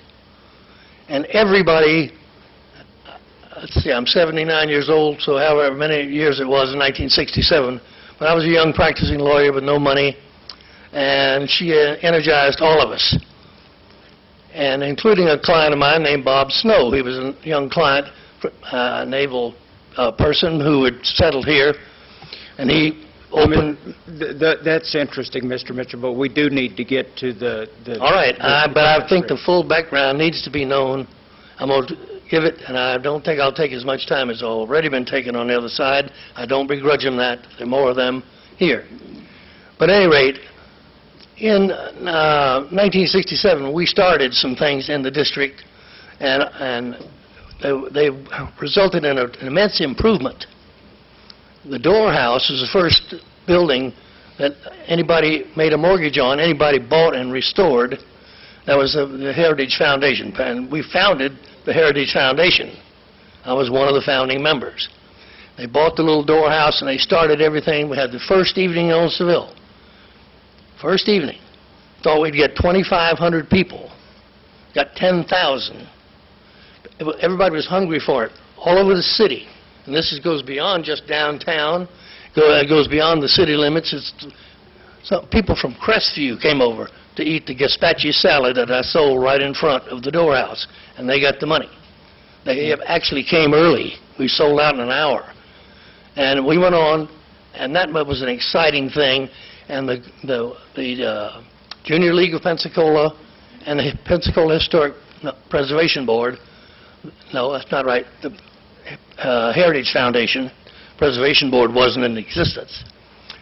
They sponsored the evening in Old Seville. They raised a lot of money, got a lot of interest. We went down individually and as a group, and as the Heritage Foundation, with the help of the city. They were jumping all over it. An improved Seville quarter, square, built the gazebo, all the houses around there. I did 3 houses on the north side of Seville Square that are there now, are rented. I rented them, rebuilt them. Everything was cheap because everything was vacant where Seville Quarter is. Well, all vacant buildings. But, Mr. Mitchell, we really need to focus on the issue of Government Street. All right. After all that was done, and the historic restoration program was going gangbusters, and basically property values had quintupled or more. Then Mr. Snow had left town. Most of his effort was in Orlando. But there was a move to build the Bayfront Parkway. And in the plan for the Bayfront Parkway, the Historic Pensacola Preservation Board, which by that time had been created as a state agency and got us millions, hundreds of thousands, certainly, dollars in state money for the historic district. They had a part to do with how that road was to be constructed. Okay? Well, it turns out that Mr. Jim Moody was their executive director, and he had implanted in there an idea, which was his idea in the early 70s, which I didn't know much about it, but it was to isolate the historic district, make it an island, cut it off from the water, from the other community, basically. And one way to do that is going to close Alkane Street, it's going to close all those streets on that side, including Government Street. And, well, when we found that out, and Mr. Snow was, and he still is to this day, he was absolutely puzzled. What can they be talking about? Why are you going to close Government Street?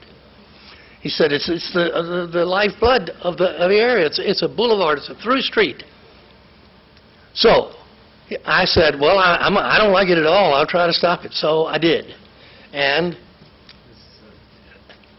I went and got a petition signed for not to close East Government Street, but to leave it open to connect with 9th Avenue, which was being widened and extended, and the Bayfront Parkway, which was being built. And no through traffic for trucks. But other than that, not to close that street. And that was what was in the initial plan that had been approved by the Historic Pensacola Preservation Board. And everybody wanted to go along with whatever they want, including the city. So the city had adopted that as well. And I said, we thought that was a terrible idea. I got over 80 signatures. They were focused on Government Street, from Palafox to 9th Avenue, and that was the focus of the thrust of the petition, and I have the proof of it, exactly how it went. I would have a PowerPoint deal if I were that smart or my son had been able to pull it off. But I never could read that screen, and it's up there very well anyway. But at this meeting in 1980, April 8th, it was brought up to them, and they said, Mr. Wilmer Mitchell presented a position that said, don't close Government Street while you're building this road.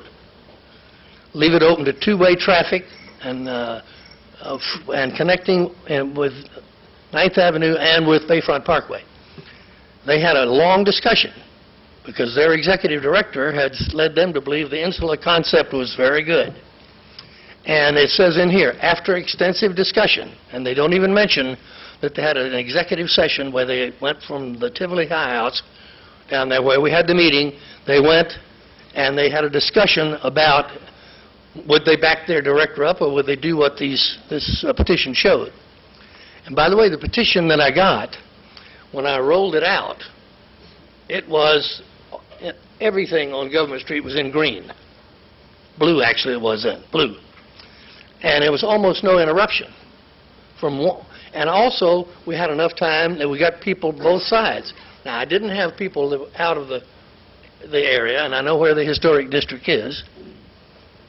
But we focused on those because those were the people, and there were businesses, and there were residents, but there was nobody in opposition to not closing. Don't close the street.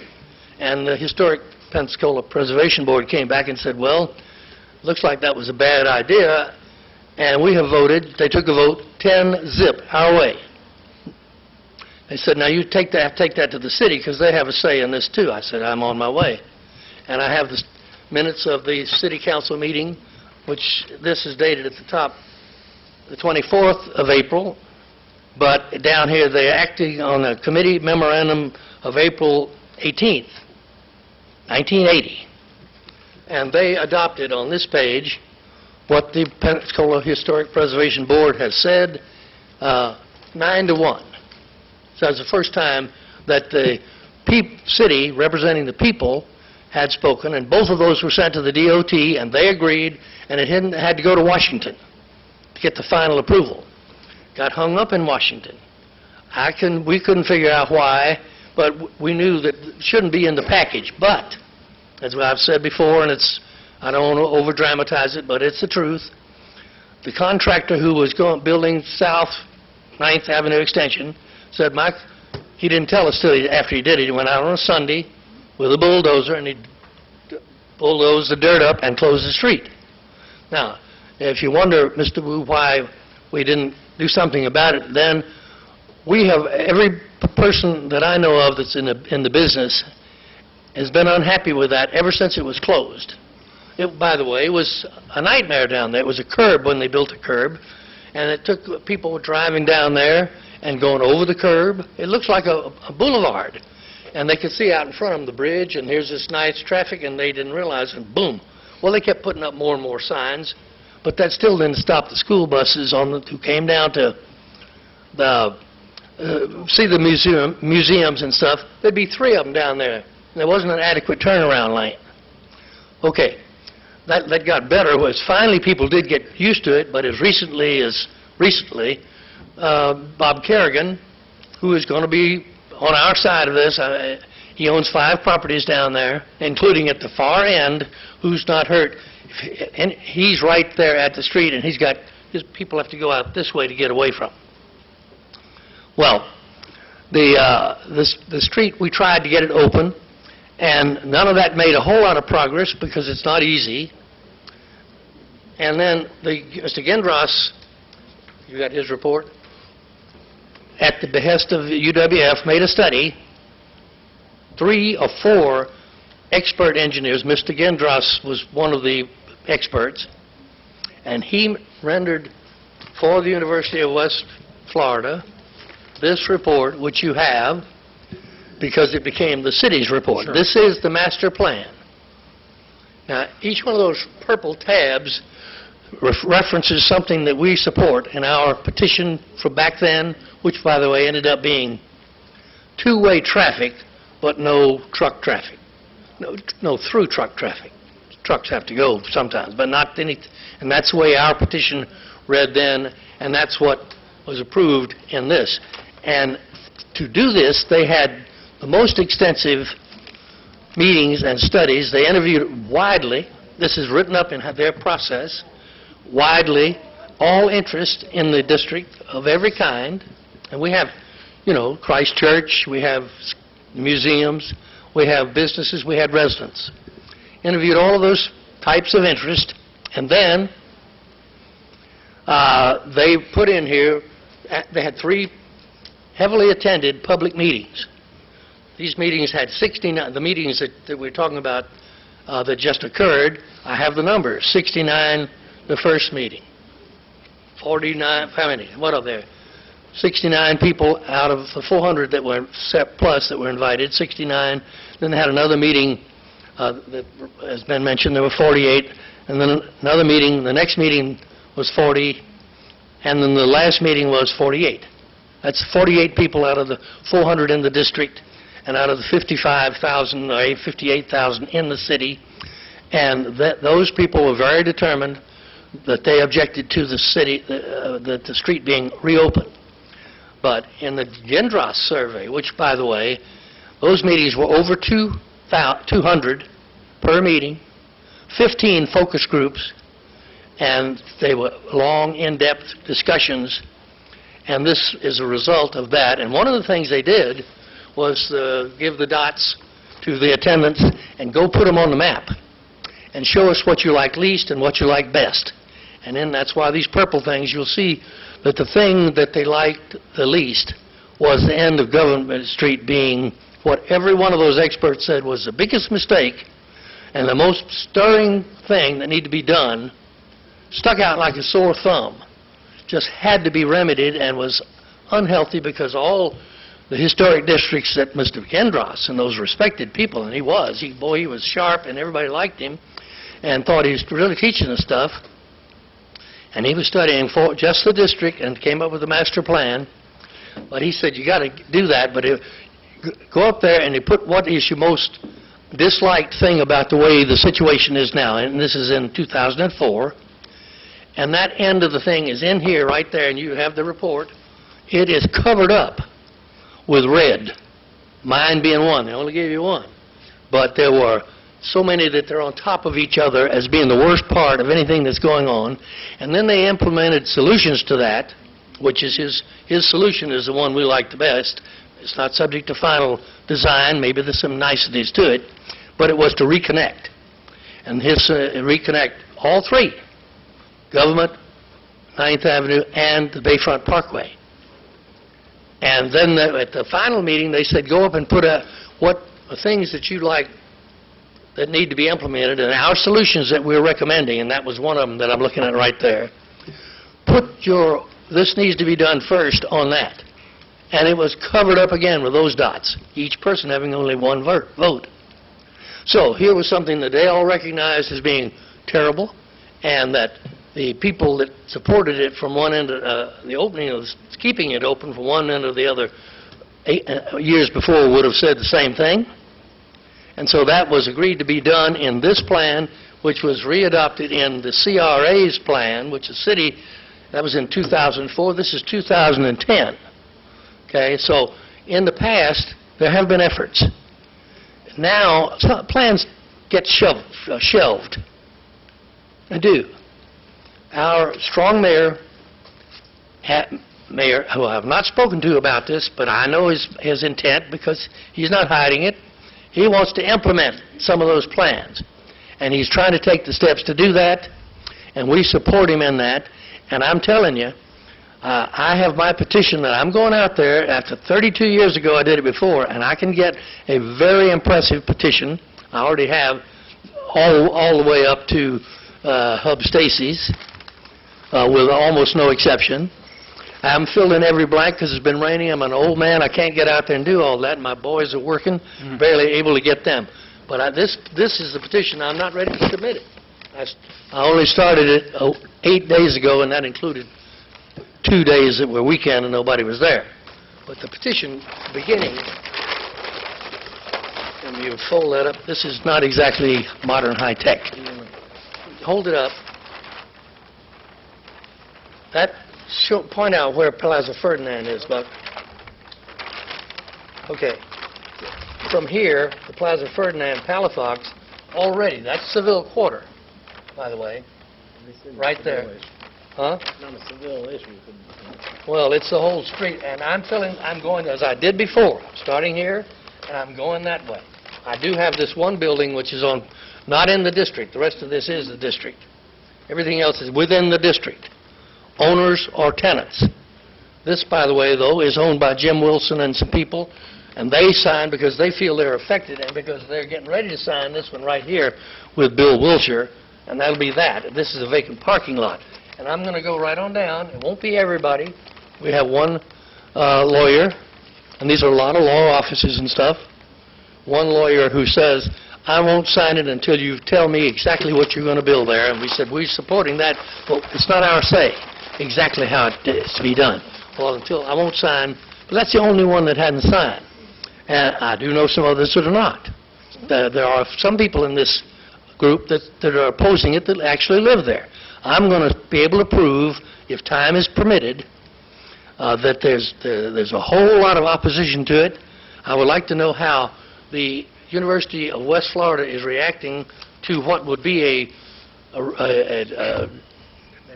refusing their plan that they engendered. I think it deserves more hearing than it would have if we had a vote tonight. And I notice we have two council members, one of who's sick, and I don't know where Mr. Giles is. But I would like to have them involved before this is finally decided. Also, in Sunday's paper, Mr. Wilson wrote a nice letter, a viewpoint, expressing quite well their position, which I went to 3 out of 4 of those meetings, and I was a little bit uncomfortable because I got a hand at the first one. I presented some of this. When I skipped the second one, I had something else I had to do. When I went to the third one, I found out that the meeting now belonged to the people who are in opposition. All 40. However many there were, 40, what was it, 50-something. There were 49 of them there. And there were, I'm going to guess there were about 9 people for opening the road, and the others were not. I'm going to guess. Actually, no vote was ever taken about who wants to open it. It was only show of hands in the final analysis, show of hands, and they were in the majority at those meetings. But when I went to the third meeting and I got up and spoke, I have never been heckled until then in my life. I'm a lawyer. I can take it, maybe deserve it sometime. But I had never actually experienced it. And I did have some strange remarks made to me, which I don't take too personally, but didn't appreciate some of them. It's not, they were not hostile people. These are actually nice people. But they felt like the books were cooked against them to start with. And I said, well, the truth is maybe they were, because all of this preceding stuff indicated it should be done. What's the question? But I thought certainly they should have their fair hearing, and they certainly should, and they will. But I don't think if you vote now that you're going to get a fair hearing. I am going to write a response to the viewpoint that was written, and I'm going to try to do it in the same way. I'm going to try to get input from the Heritage Foundation. I haven't heard from them. The Pensacola Historical Society, we haven't heard from them.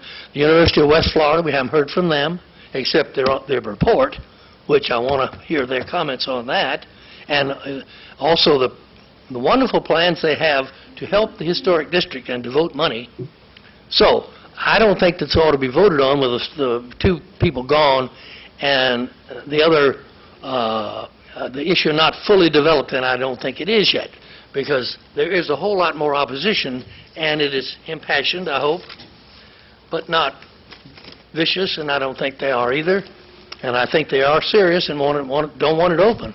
But I don't think they have a case that stands up as to why, because this thing here that is in the city's 2010 report does a lot of good things. I'm very aware of that. Yeah. And the report before that. And the I should make one remark, and I'll close on this, and I don't want to.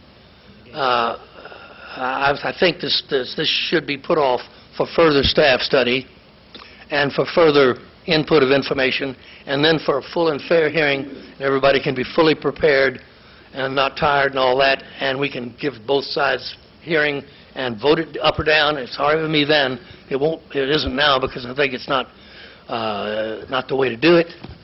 But I did attend the meetings, and at the one I attended, they said, you want to go to any table you want. There were 3 tables, 3 pedestrian and so forth, and vehicular, and then design, where they put it together.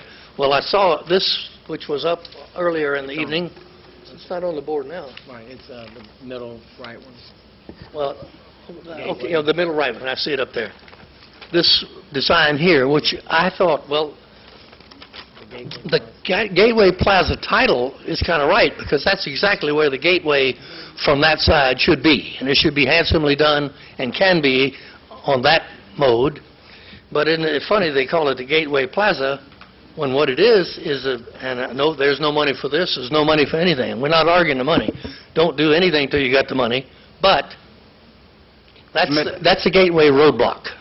That's all it is, and I don't think it should be adopted in any way. Mr. Mitchell, I'm going to ask you to wrap it up. That's it. You know, it's... You did. It's getting late, as they say. Oh, thank you. Okay. May I say something? Yes, ma'am. Just come to the mic and identify yourself. Hello, I'm Kathy Tanner. I'm the owner of Tanner Realty. I'm at 421 East Zaragoza.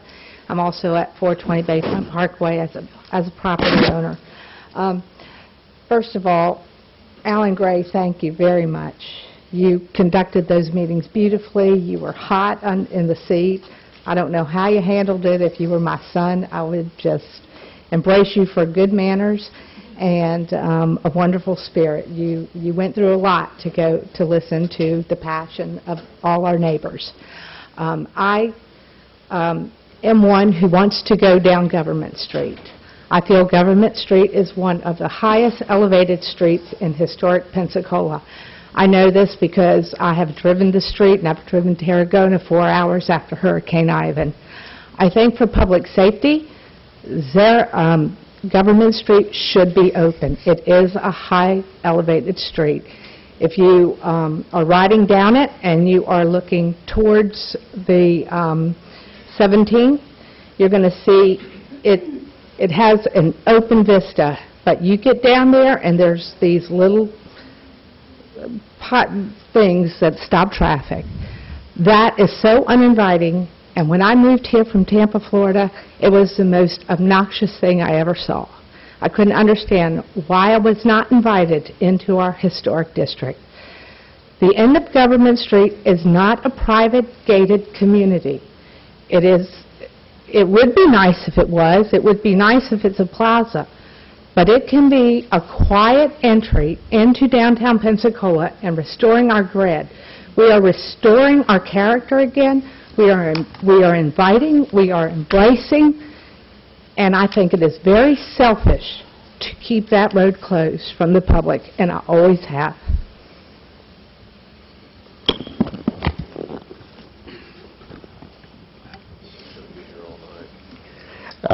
Dr. Wu, in replacement for the missing Mr. President and council members. Ahmed Mueller from Savallo Street in Pensacola. I planned to speak and requested to put an agenda item on for the reply of the citizens group, just in case we had some disagreement with the report from Mr. Gray. I didn't make the agenda due to a miscommunication. I sent our report to an expired email address, but we have corrected that and provided a written copy to you at today's meeting. Who's in charge of the meeting? Correct? I was going to ask him if he wanted to sit down with the people who want to give that report to sit here. You know, they haven't had their chance. They could just sit here.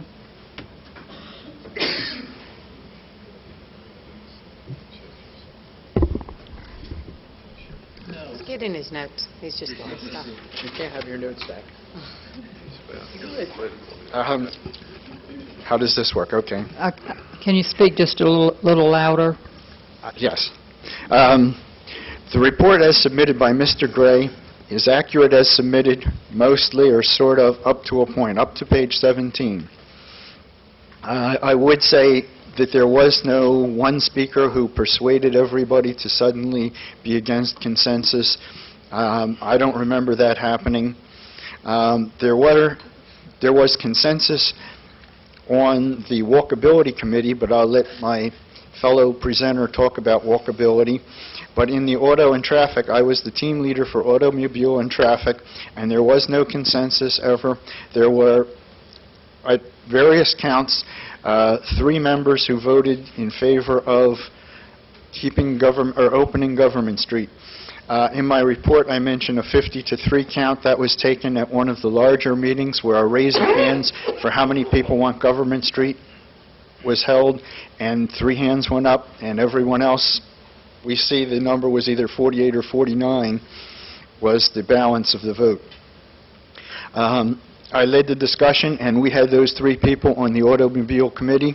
We presented a possibility of having an in-out, right in, right out, and that was disagreed.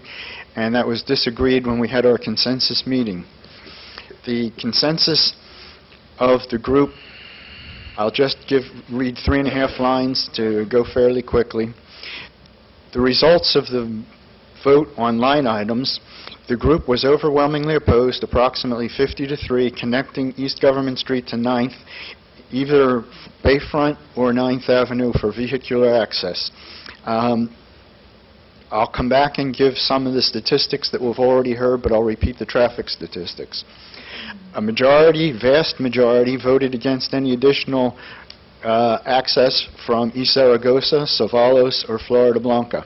We had considered opening Florida Blanca, and at one of the meetings, the second or third meeting, people from Florida Blanca showed up and said that they didn't think Florida Blanca should be open because there's only one lane for traffic, there's parking on both sides, and we now see that one of the modifications provided as a subsequent thing, item 3 in your report says reduce parking on one side of Florida Blanca so that it could be open.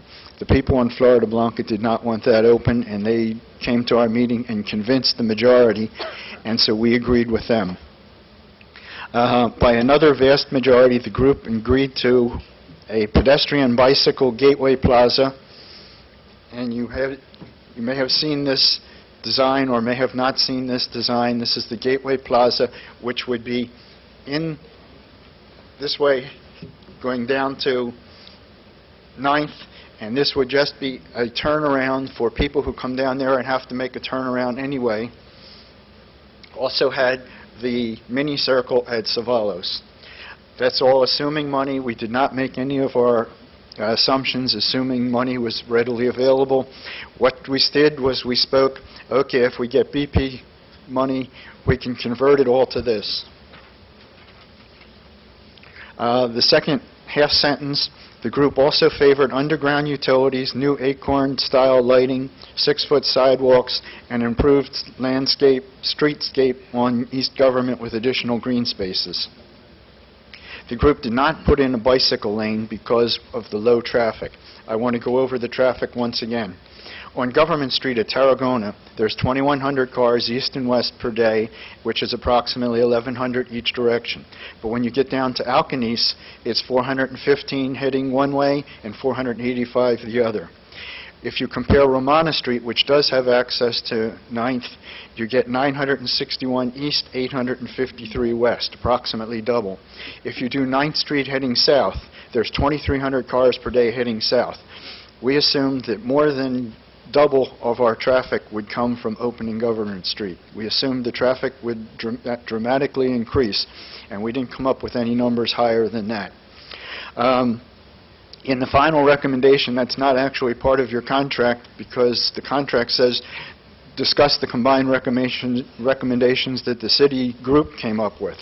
But as part of those recommendations, it said contact the 450 or 460 people in that design area. Before we had the meetings in July, handouts were dropped off at each address in that area. 450 handouts were handed out. Of those handouts, you saw who showed up in the meeting, 69 at one meeting, 48 at the next. We have now 141 signatures from people in that general area who now say they oppose opening Government Street. I think if you do another survey, I think you're wasting your time, and I think no further action would be necessary on your part. I'm Ann Regan, 424 East Government Street. Now, this is the second part of this two-part report on the meetings of the stakeholders, as Mr. Gray called us, these public meetings for input. At the last of the 4 meetings, we discussed with Mr. Gray how to report back to the council on our final results. Mr. Gray said that the 2 chairs of the task force groups, Wendy LaBarge and Ed, would report to the council. Wendy couldn't be here, and that's why I'm reporting. He said that he would be in touch with Ed and Wendy in order to help them prepare the one final report to the council, and that they could use the information gathered by the West Florida Regional Planning Council to help prepare that report. Mr. Gray never contacted either Wendy or Ed. So our spokesperson, Talbot Wilson, contacted Mr. Gray. Mr. Gray emailed that he had spoken with Mr. Reynolds, and after that talk, Alan emailed that he alone would prepare the final report. This turn of events meant that now you are being provided 2 reports, Mr. Gray's and ours. It also means that neither the chairpersons who chaired the task force groups nor any neighbors who attended the meetings had any input into Alan Gray's report. We also did not review it for accuracy because it was provided to the council before we had that opportunity, and we still have not had the opportunity except if we read it as it was presented on the website. Also importantly, we had no input regarding Mr. Gray's remarks regarding Diane Mack. I personally found those remarks to be false, gratuitous, and unprofessional. The city administration has spent $18,000 to hire the West Florida Regional Planning Council and to have these meetings specifically to get the input of what they called the stakeholders. The stakeholders have voted overwhelmingly not to open Government Street. Those results are indicated in our report that Ed has referred to, and under the heading of results of the group that voted on line items, and it begins, the first bullet point is, the group was overwhelmingly opposed, 50-3, to connecting East Government Street to either 9th Avenue or Bayfront Parkway for vehicular access. And the final thing I want to mention is that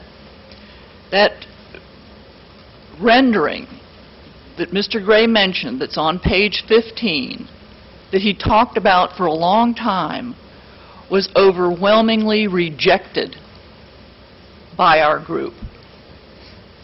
Thank you. Okay, thank you. Mr. Gray.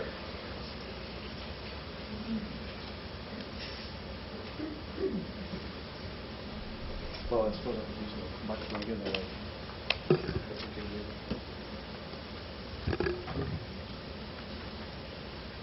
Thank you, Mr. President. I just wanted to say that we did prepare a report, that the report was exactly the findings of everything that every meeting ended with, that the report you see before you is a factual representation of the ending of each meeting. You can see that progression. It's apparent. It's stark differences between the last meeting and the third meeting, that there was nothing misrepresented about it, that I think that we did as a group a fairly good job. Nothing's perfect when you include people. But I think we did a fairly good job of representing what these public involvement meetings were about. I again don't know what's involved in the process over here, but I did get in touch with Mr. Mueller on the phone, and I actually let him speak with Mr. Wilson, and in fact put those two together because we were having some trouble on when we were going to coordinate a meeting with the Committee of the Whole, and it would appear that Mr. Reynolds would prefer that the city had some chance to see a report before it actually goes before you, so we chose tonight as the night to present this before Committee of the Whole. So there was a miscommunication on my part as to when we would actually do this. I thought we were going to be doing this earlier in the month, but the fact was we had a report to prepare, that it was necessary to give it some daylight before it actually was heard, and we chose tonight, and that was a choice that Bill left with me, that we could do fine with it tonight, and they would need it by thus and such a day. Again, I don't think there's a thing in this thing that's misrepresented. The fact was those things were said at the meetings. In fact, there are 30 people that are quoted in my report, you'll see. 30 people. And I think they're quoted as fair as we can get it. We had the benefit of video records for the first meeting because it was broadcast and provided by the city on the website. At the meetings, we had to depend on staff. So I had staff with me, so it wasn't just me alone. It was the report of the West Florida Regional Planning Council. It was a report of my executive director, myself. Our Transportation Division Director also was responsible for taking notes at each of these meetings, and we all compiled all those notes at the end of each meeting, brought them forth, and staff assisted all those in the meetings, and they came up with a summary list. That summary list is that end piece that you see. There's nothing about it that's been changed. There's nothing about it that's different, and the fact that it's being called into question is what it is. But the fact is I'm telling you how it was prepared and what got it to the point where you get to read it. No, I was not consulting the folks in the meetings when I came up to the summaries, but the summaries were the larger parts of the meetings, sort of digested and then brought back to you, and it was a large part of the meeting, in my opinion. So I brought it forth, thought it bared mentioning. I thought it was a disservice, and it was not honest to not mention it, unfortunately.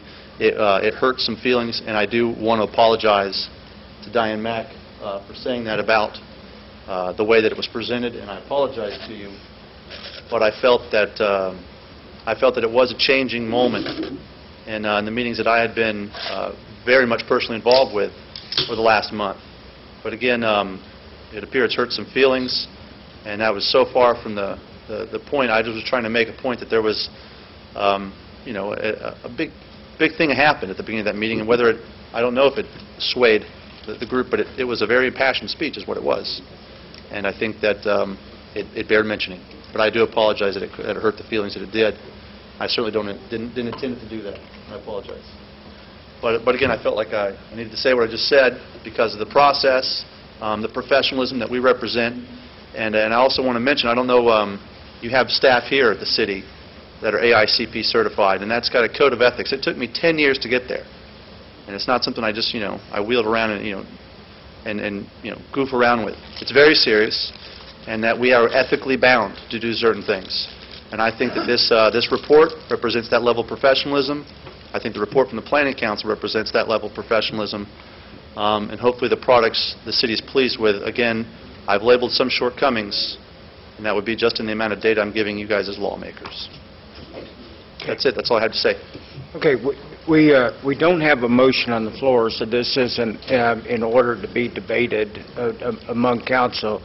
And what I would prefer is we not make a motion tonight, and that we come back with a specific recommendation either from the president of the council or from the mayor's office, and have that recommendation that we can move and second, debate, and we can vote it up or vote it down. And I'll tell you the reason that, and I'm not trying to protect one side or the other, but I am trying to protect that CRA report. I don't know if you guys remember my first 2 years on council. I carried around a big old yellow satchel, and I had like 7 or 8 great big thick reports in there. And I was just waiting for the opportunity to pull them out because somebody had voted to do another study. And I pulled all of them out one by one, and it says, and what did we do with this? We put it on the shelf and let it gather dust. That's where the CRA report that we commissioned through Looney, Ricks, and Kiss came from, was generated out of that. And I just look back at the history that Mr. Mitchell gave us, the things that were intended to have been done that for whatever reason did not get done. The Gendros report, the CRA study, which had absolutely unprecedented input from the public on that, is that I just don't want to see that completely lost. I sense where this is going to go in the very end. But again, we don't have the motion on the floor right now to debate it, and I just hope that we can allow us to bring this back up just one more time with a specific recommendation. It's just a discussion item tonight. When you mentioned the CRA, it reminded me that with regard to Government Street and ownership, I looked up at the tax assessor's office, and it appears that either they're wrong or you didn't realize, Mr. Spencer, that you own property at, according to the tax assessor, at 9th and Romana, which is included in this Government Street area that we were talking about. I mean, I just want to know if that was accurate, because you identified only one piece of property that you owned at 200 East Government Street. So either the tax assessor is wrong or... No, I know you're aware of what properties I own, and we've had other discussions. At that point, I thought the context was those of us that had ownership on East Government Street, and certainly that deletion was not in any way meant to diminish my involvement and participation as a taxpayer in the CRA. Thank you. Okay. All right. Thank you. All right. Ms. Myers. I hate for this issue just to go on and on.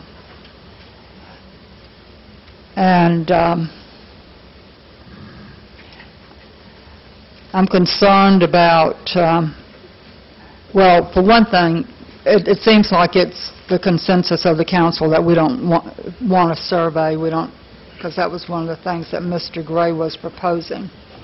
And I would not be in favor of that. But I do find it really and truly amazing that we're here discussing this issue. We've had 4 workshops on it, and yet we have people who've been begging, pleading for the city to do something about dangerous streets like Burgess Road and the traffic calming on Langley. And the citizens did not have not been begging the city council to do anything on this Government Street issue. And yet we have spent over $18,000. We've had 2 workshops. We've had this long hearing tonight. And you're proposing that, we just keep it going. Government Street does need to be improved. It is in serious violations of the ADA. I mean, there's sidewalks that are not accessible even for people who don't have disabilities. There are curb cuts that don't exist. There are plants growing where curb cuts should be. So Government Street, East Government Street, needs to be addressed. And I don't want to lose sight of this, that we have got to do something about East Government Street. Now, another thing that we need to take into consideration, even if this were a good idea, it's a bad idea at this time, and I'll tell you why. I think it's premature because we're looking at what UWF is wanting to do with the cultural tourism. So, to me, talking about opening Government Street at this time is not a good idea, because it's just kind of doing a hodgepodge, dealing with this over here and not looking at the whole picture of what's going to happen potentially with the cultural tourism, which could be a real game changer. But I don't want to let go of the momentum we have in terms of doing something about the sidewalks, and the walkability on Government Street has to be addressed. And so I'm looking at Mr. Gray's second recommendation here that could be modified somewhat. He says, make some pedestrian improvements to the street, but do not restore the connection of East Government Street to 9th Avenue or Bayfront Parkway. The creation of a pedestrian gateway in the middle of the terminus of East Government seemed to have the support of the group during the series of meetings. So I guess where I'm going is I would like to see some improvements to East Government Street. Okay. Without addressing the issue of opening it up for vehicular traffic at this time. Here's what I'd like for you to consider, is work through Mr. Reynolds. We'll work for a specific recommendation for the second meeting in September.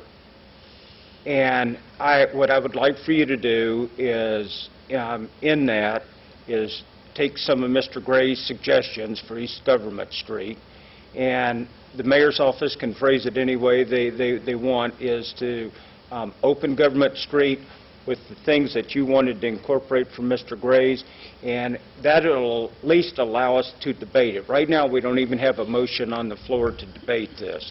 So we'll have something to debate, and once we get a hold of it at that second meeting, then we can amend it, modify it, but before we go on with this any further, we need to have the specific recommendation that we can put our arms around. Okay, And I guess I'd ask you to be in charge of that, Ms. Myers. Well, another thing, real quick, and I know we're late, is don't forget we've got our complete street subcommittee that's meeting. And so I think, I was kind of disappointed that we weren't looking at a bigger picture in terms of restoring the grid. And so, that's another thing we need to take into consideration. We need a comprehensive plan, not just here, there, here, there. So, okay, I'll get with Mr. Reynolds, and if that's what you want me to do, if that's what the council wants me to do. You guys can, but just remember, we're not debating. Sure. Okay. There is a lady in the front row on the left side that appeared to want to speak earlier, and somehow I think you got interrupted on your way to the microphone. Okay. And my question is, do you still like to address this? I would like to say just one thing. You certainly, just feel free. You need to come to the mic, though, yes. Feel free. I noticed you got up and never got there. Well, I have to sit forward and as close as I can, because even with hearing assistance, I have a congenital hearing problem. Sure. I still can't hear. I could not hear this gentleman. I could not hear you. I can hear you just fine. I cannot hear you. I can hear you, Dr. Wu, I can hear him, but I can't hear her. And the reason is because we have this wonderful technology around your desk that you won't speak in. You're speaking way back here, and you can't hear anything if you're sitting out here. So first of all, I want to ask you to use the technology that we as taxpayers have put in front of you so we can all hear. Now, when I go online, I can hear every word everybody says because it's different when you do that. So that's just something I wish you would respect people who have hearing disabilities in your audience. This is what I want to say and a question I want to leave you with. My name's Camille Barr, by the way, and I live downtown on Crown Cove, right at the end of Government Street, facing the Bayfront Parkway. The first night that I came to this hall for a hearing, it was because I heard by way of the grapevine and in my neighborhood that there was going to be a meeting, and that at that meeting the contract was going to be let to open Government Street. When I got to that meeting, Ms. Myers was the first one that said, "We don't know anything about this. Nobody's given us anything about opening Government Street." Am I correct? Yes, ma'am. I think that's what you said. With all due respect to Mr. Mitchell, whom is he's a community member that I've respected and he doesn't even know me, this was not an issue on two sides until the contract was going to be let and the Government Street was going to be open. So it never has been a we or a they. It was like we all showed up en masse to try to stop that from happening, the letting of that contract to open Government Street. So it's just since that happened that this has become a we and a they. And that's what I want you to think about. We didn't know about it. Okay, thank you, ma'am. Mr. Johnson. Yeah, thank you. And I just wanted to say, I don't think, I'm not prepared to vote on this tonight. I think that I would look for a recommendation from the mayor's office. I'd like to see a recommendation from the mayor and the mayor's office on what his recommendation is as we move forward, and then we can debate it at that time. And I would encourage all to come and voice your opinion at that time. But I'm not prepared to vote on this tonight. I still want to do a little more research on this, and I want to hear from the mayor. Maybe the mayor come down himself and tell us what he'd like to do, and we can debate it at that time. And in the spirit of full disclosure, too, I'd like to say that I do enjoy a beverage at Seville Quarter occasionally. So I know I'll probably get chastised by one of our council members that's not here, but in the spirit of full disclosure, I want to say that I do enjoy a beverage at Seville Quarter. Thank you. Before I move on to I'd like to say one more thing.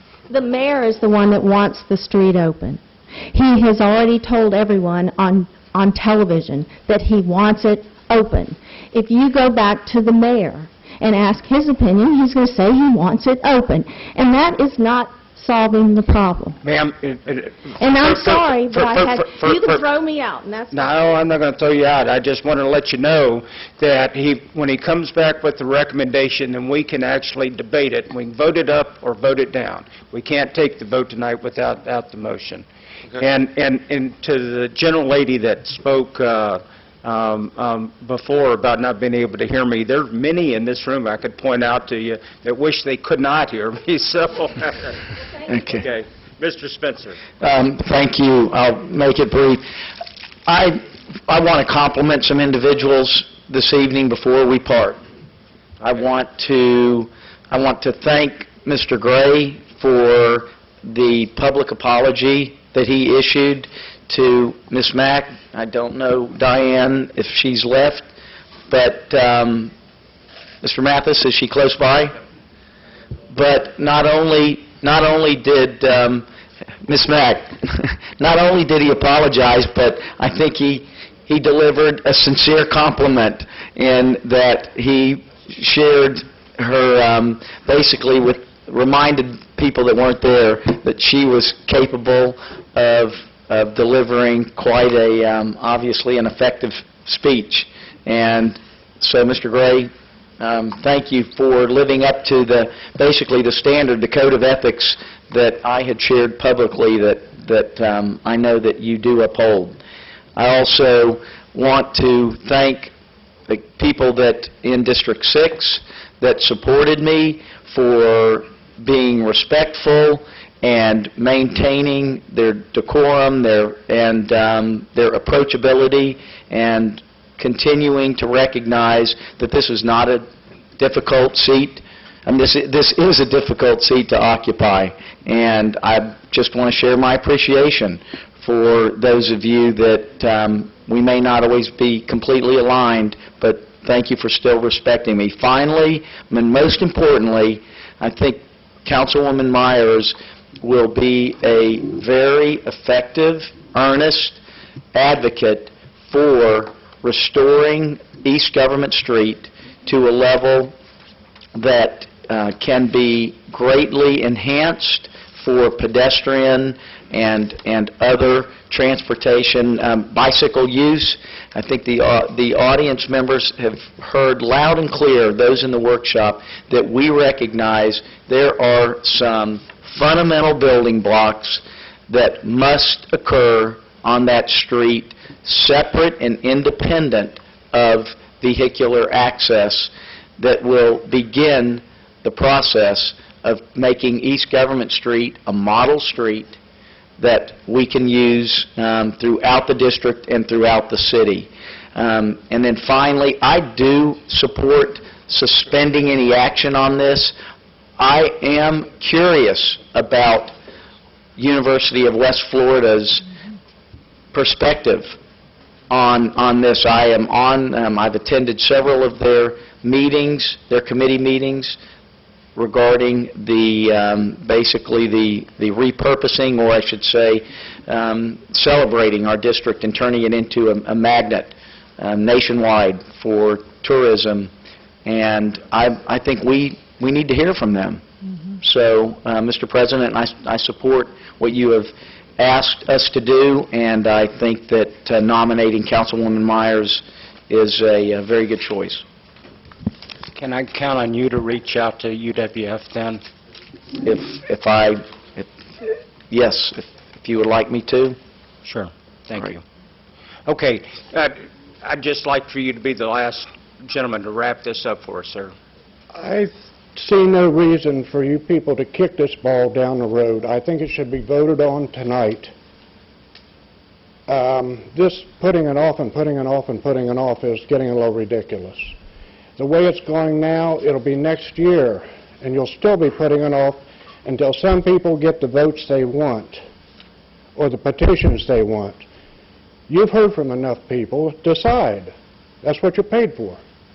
Thank you. Okay. Thank you, sir. All right. Now, this is going to be a very telling moment here, guys. As you know, I've kept this somewhat private. There's a couple of you here on council that are aware of it, but I didn't want to let it out before my campaign ended abruptly last week. And congratulations to Mr. Bear. He's sitting out there.